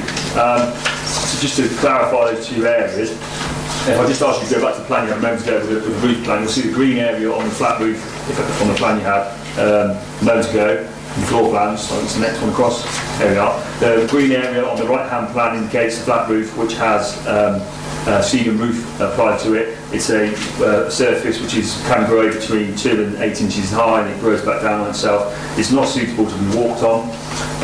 The window position for the master bedroom is an egress window in case of a fire or emergency. Has a glass balustrade at 1 metre height, so if anybody was to use it and access it, they'd have to climb over that balustrade to egress. The property prior to this renovation work had a balcony which used the flat roof. The proposals today and the approved planning commission do not propose to use that flat roof in any way as a balcony. The family have a very young child and to use it so you'd have to change it considerably. There's no intention to do so and they've made that very clear as part of the application. In terms of overshadowing and effect on amenity space, I think the BRE have a guidance on loss of light and amenity to neighbouring properties. In initial basic calculation, a minimum of 15% detrimental harm needs to be carried out. In this case, the overall height of what we've gained in the parapet from the very original house to where we are today is 3 or less than 300 millimetres or 9%. So if we work on the case of the neighbour just mentioned a moment ago, that would be 472 millimetres, which potentially would then be 14%. Again, less than the requirement for the BRE guidance. The requirement to raise the parapet by that small amount has been during the building phase. The joists that were in there in the roof zone were such poor condition they need to be replaced to current standards. So they've gained by 2 inches. If we'd left it as they were, water would have run off the back of the parapet and damaged the walls between the 2 properties. So that's the reason for why we carried out this work. There's no indivisibility between rear windows and bedroom windows. Just, I think you saw from the photograph that from the window you couldn't actually see the window of the neighbouring property. So in that case there isn't any issue of indivisibility. I think that probably covers all the issues that we've. So I think officers made a very strong argument in their report. We're going to go on with your officers this evening. Thank you. Thank you, sir. Sorry I missed you out. That's a load of council. Thank you, Chairman.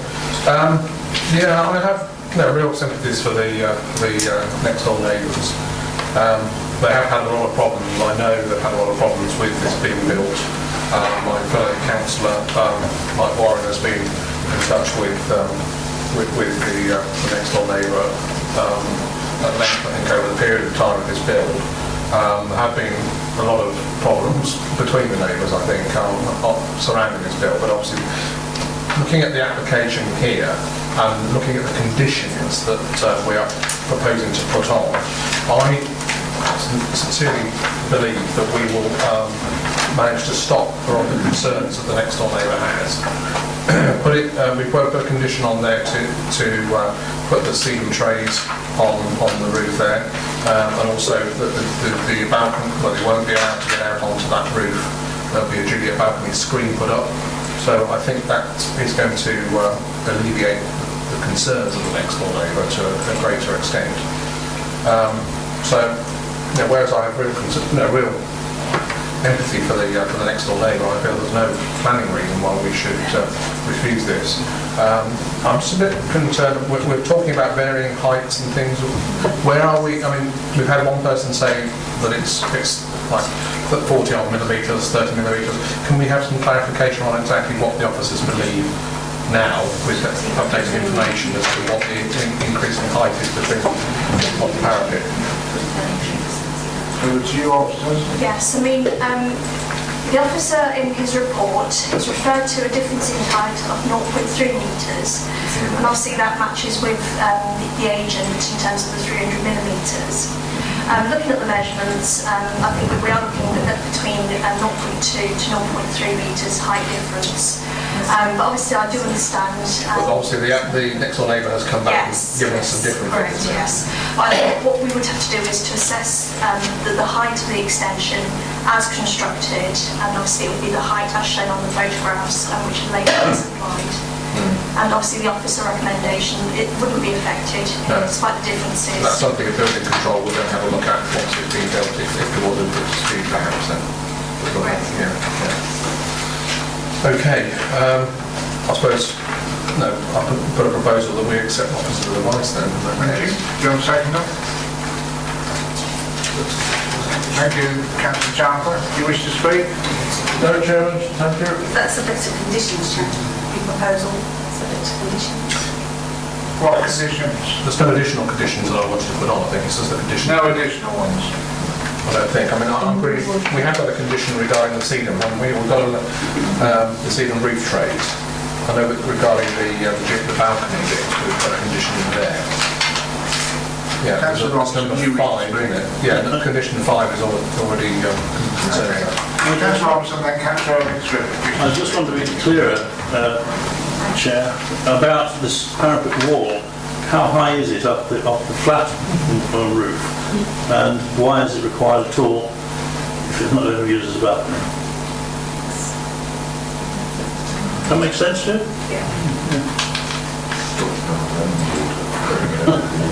Yeah, I think that was explained by the speaker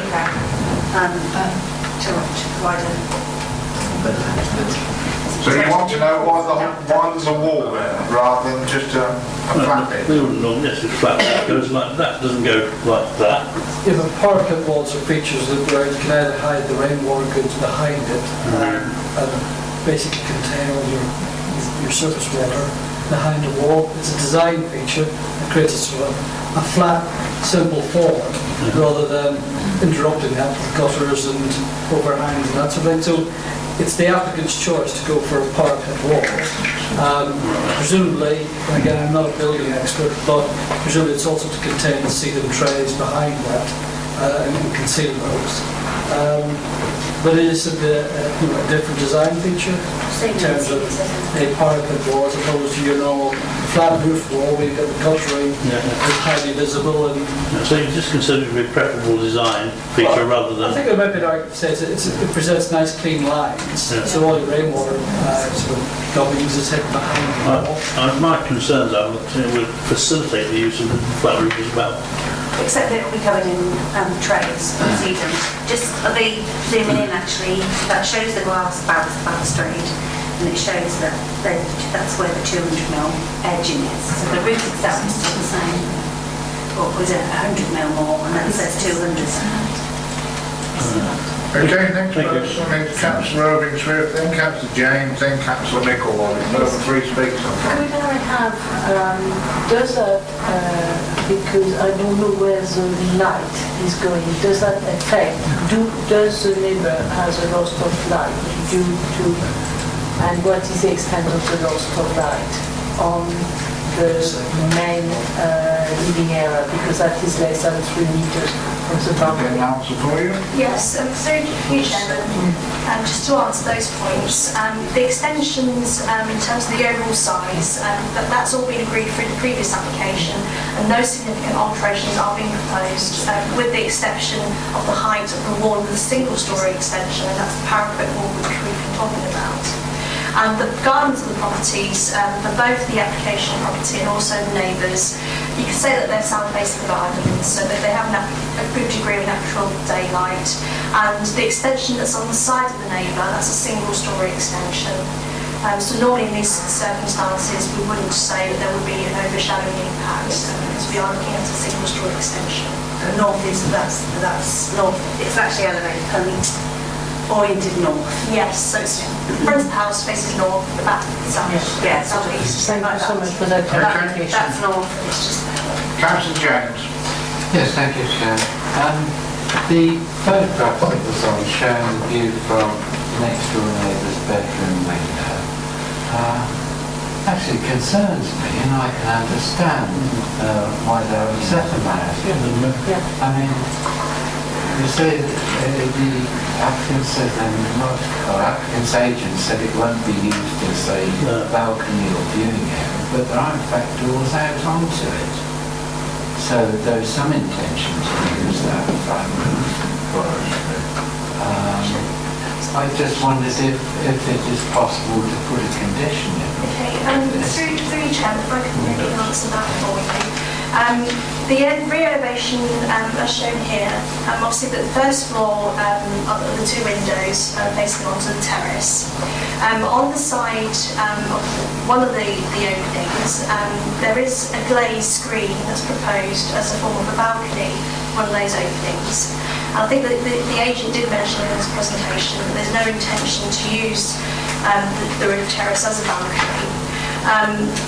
We are looking at door openings, but again, as mentioned by the agent, they're required for fire escape purposes. The overall arrangement that we're looking at is very similar to what we've already approved. So if we maybe show the approved elevations. Next one, right? Yeah. Oh, sorry. That's what I've got. Yeah, that's the one. So that's what we've already given approval for. So that's all, that's... It's very, very similar, yes. Okay. Just wondered whether we could condition it that it doesn't, you know, that it's not used as a balcony or viewing area or similar purpose. Okay. Councillor McAwine. Thank you, Mr. Chairman. My observations are very similar to Councillor James's. I do sympathise greatly with the Mrs. Townsend, but the loss of privacy that's apparent from those photographs. I think it's quite useful that the conditions that are attached to the recommendation impose a requirement to not remove Juliet balcony with the express consent of the LPA. I do wonder though whether the single-storey flat roof to be covered with seeding green roof trays, which is in condition 5, and it says on the bottom of page 152 they should not be walked on apart from occasional maintenance. If the fact that those seeding roof trays are there, and also the fact on page 153 that the applicant has signed a letter saying will not be used as a balcony, if both of those could be written into the conditions and not contravened without the express consent of the LPA. I don't see anything particularly different in principle from the Juliet balcony there. There appears to be a yes for that, Councillor. Thank you. So we've got a proposal, the application be approved subject to that being written into the conditions, which the officers say can be, which has been seconded. Oh, Councillor Cribbin, I was just as a matter of point of order, that has been added on since I made my original proposal, that particular condition, which I'm happy to accept. It is, but I should have come back to you and said you to accept it. And the second, you're willing to accept it. Thank you, Councillor Charles. Sorry, before we take the vote, Chairman, is there anything about anything we're allowed to do which would be reasonable to remove any permitted development rights on that particular thing to stop that being used as a roof balcony in the future, or do we feel that the conditions we're putting are sufficient to stop that happening? If I can come back on that, Chairman, the extensions that have been permitted, because of the scale and obviously the relationship with the boundary, those would need planning permission. So if there were to be further modifications to that extension in the future, that would need planning permission anyway. That's fine. Okay. You've heard the proposal, which has been seconded. Let's make sure those bits are in it, which Councillor Micklewhite has outlined. All those in favour, please show. 1, 2, 3, 4, 5, 6, 7, 8. Right, those against? 1, 2. The application is approved. Thank you.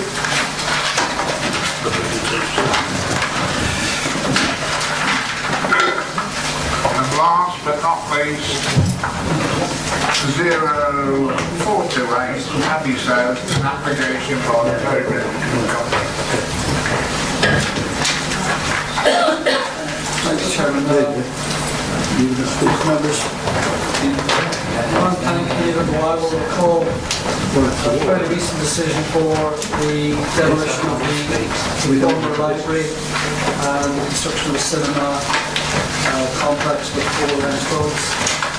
Part of that proposal included the retention of the verbiage wall, which is you can see from the photograph, is an old but unlisted historic wall that runs down the back of the old library and fronts the car park. It doesn't run the whole way down the site, so contrary to some recent concerns that the wall had been demolished, I can confirm that what's before you tonight hasn't been demolished yet, so the description of the application is correct. Essentially, this proposal it's been identified as being a dangerous condition, and hence it's required to be taken down.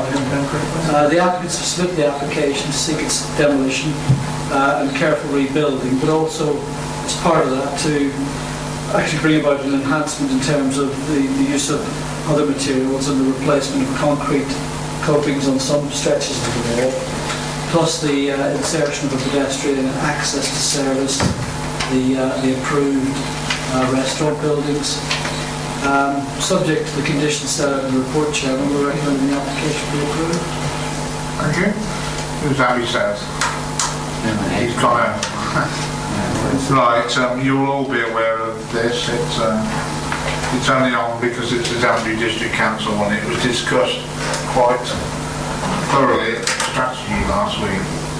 Councillor Townsend. Yes, Chairman. This must be allowed to happen because we must preserve this wall. Exactly. And the only way we can preserve it is to take it down very carefully and put it up again and improve it by replacing some of the horrible concrete slabs with some proper coping. So I propose that we accept officers and advisory and improve the effect. Agreed. Do you have a seconder? Councillor McGuire. Do you wish to speak or not, sir? No, thank you. Anybody else wish to speak? Yeah. Councillor James? Yeah, this wall is in a dangerous condition. I know that it has a public interest. Safety grounds. The trouble is with it, much of it has been patched up over the years. Very little of it is original. And what is original desperately needs repair, and some of the bricks are beyond repair, they're breaking up. In an ideal world, money wouldn't be an object. One would simply do what the conservation officer recommends, which is take down the wall, most of that wall at any rate, and then try and source similar old bricks or have old bricks made up if they come to that, and have them relayed with mortar, lime mortar instead of ordinary cement. And make really what one might consider a bit of a pastiche of the job, but at least it would have been replaced and it would be attractive to look out onto. But there is an alternative that says that that wall really is beyond useful repair. It will cost an enormous amount of money. I mean, a figure has been suggested it costs as much as £120,000 to rebuild that wall in the style to what it was originally intended, which is an awful lot of money. There is another angle too, in that without that wall there, it creates an air of openness to the site, which is quite welcome, I think. So, you know, if one was looking at it from a cost-only basis and from an aesthetic point of view, I would say this is good enough there being no wall there at all, than there is having the original wall rebuilt in some sort of mock style, if you like. But that's by the by. It's managed to when they decide the application members of this committee.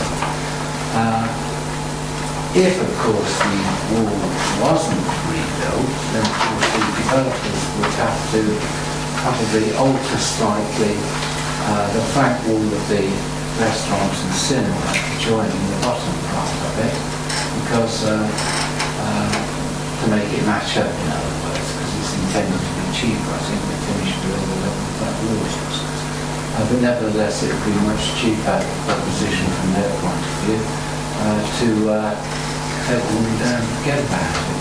But I throw that in. That's my idea on it. I'm not opposed to it, this application, but it is an interesting topic that members might want to discuss before they reach their decision. Before I go to the next speakers, I'm going to have input, because I feel quite strongly as well, and I should have input now and again.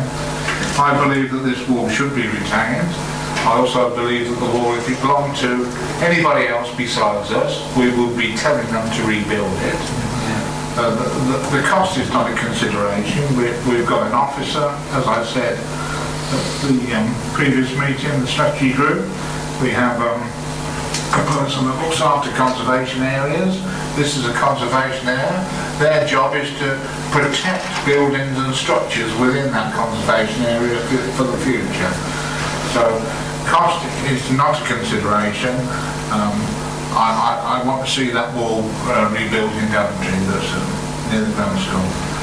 Anyway, back to the speakers now. I've lost my list. Councillor Longley, then Councillor Nicol-White. Yes, thank you, Chair. It's a rare occurrence. Councillor Ritchie, not Nicol-White. Rare occurrence, Chairman, that I disagree with you so fundamentally. Which I do on this occasion. £120,000 of ratepayers' money, in my opinion. That's not consideration. Well, I think it is. and I had discussions. I was I wasn't well aware of this, and I just don't see it money well spent, and I can't support it. Yeah, through you, Chairman, the application before us is it's the proposal and it's approved by a conservation officer. Yeah, I don't doubt that. And any discussions about costs that would be a different application to come before this committee. My point being, there's conditions in here that immediately require £120,000 of money, in my opinion, unnecessarily spent.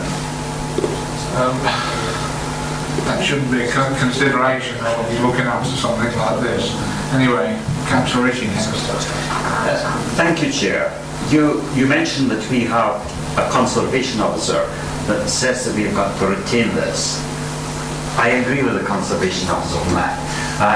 Did you perhaps at some stage forget that the conservation officer also said that we should retain at least a bit of the facade of the whole building that was behind that, the old library, that has now been reduced to rubble. But if we're following the conservation officer on this, I'm happy to follow officers' advice.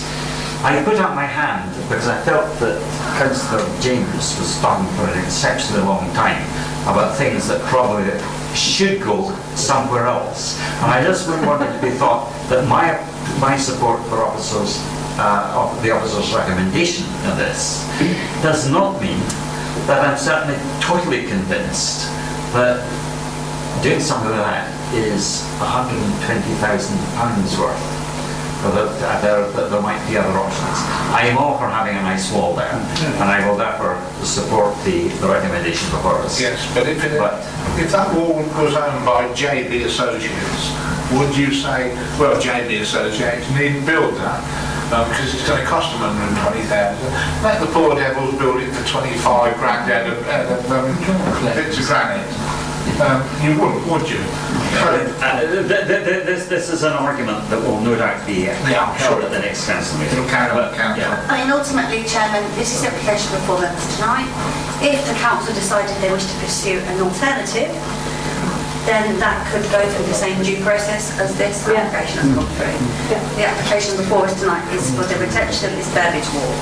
But I need a proposal.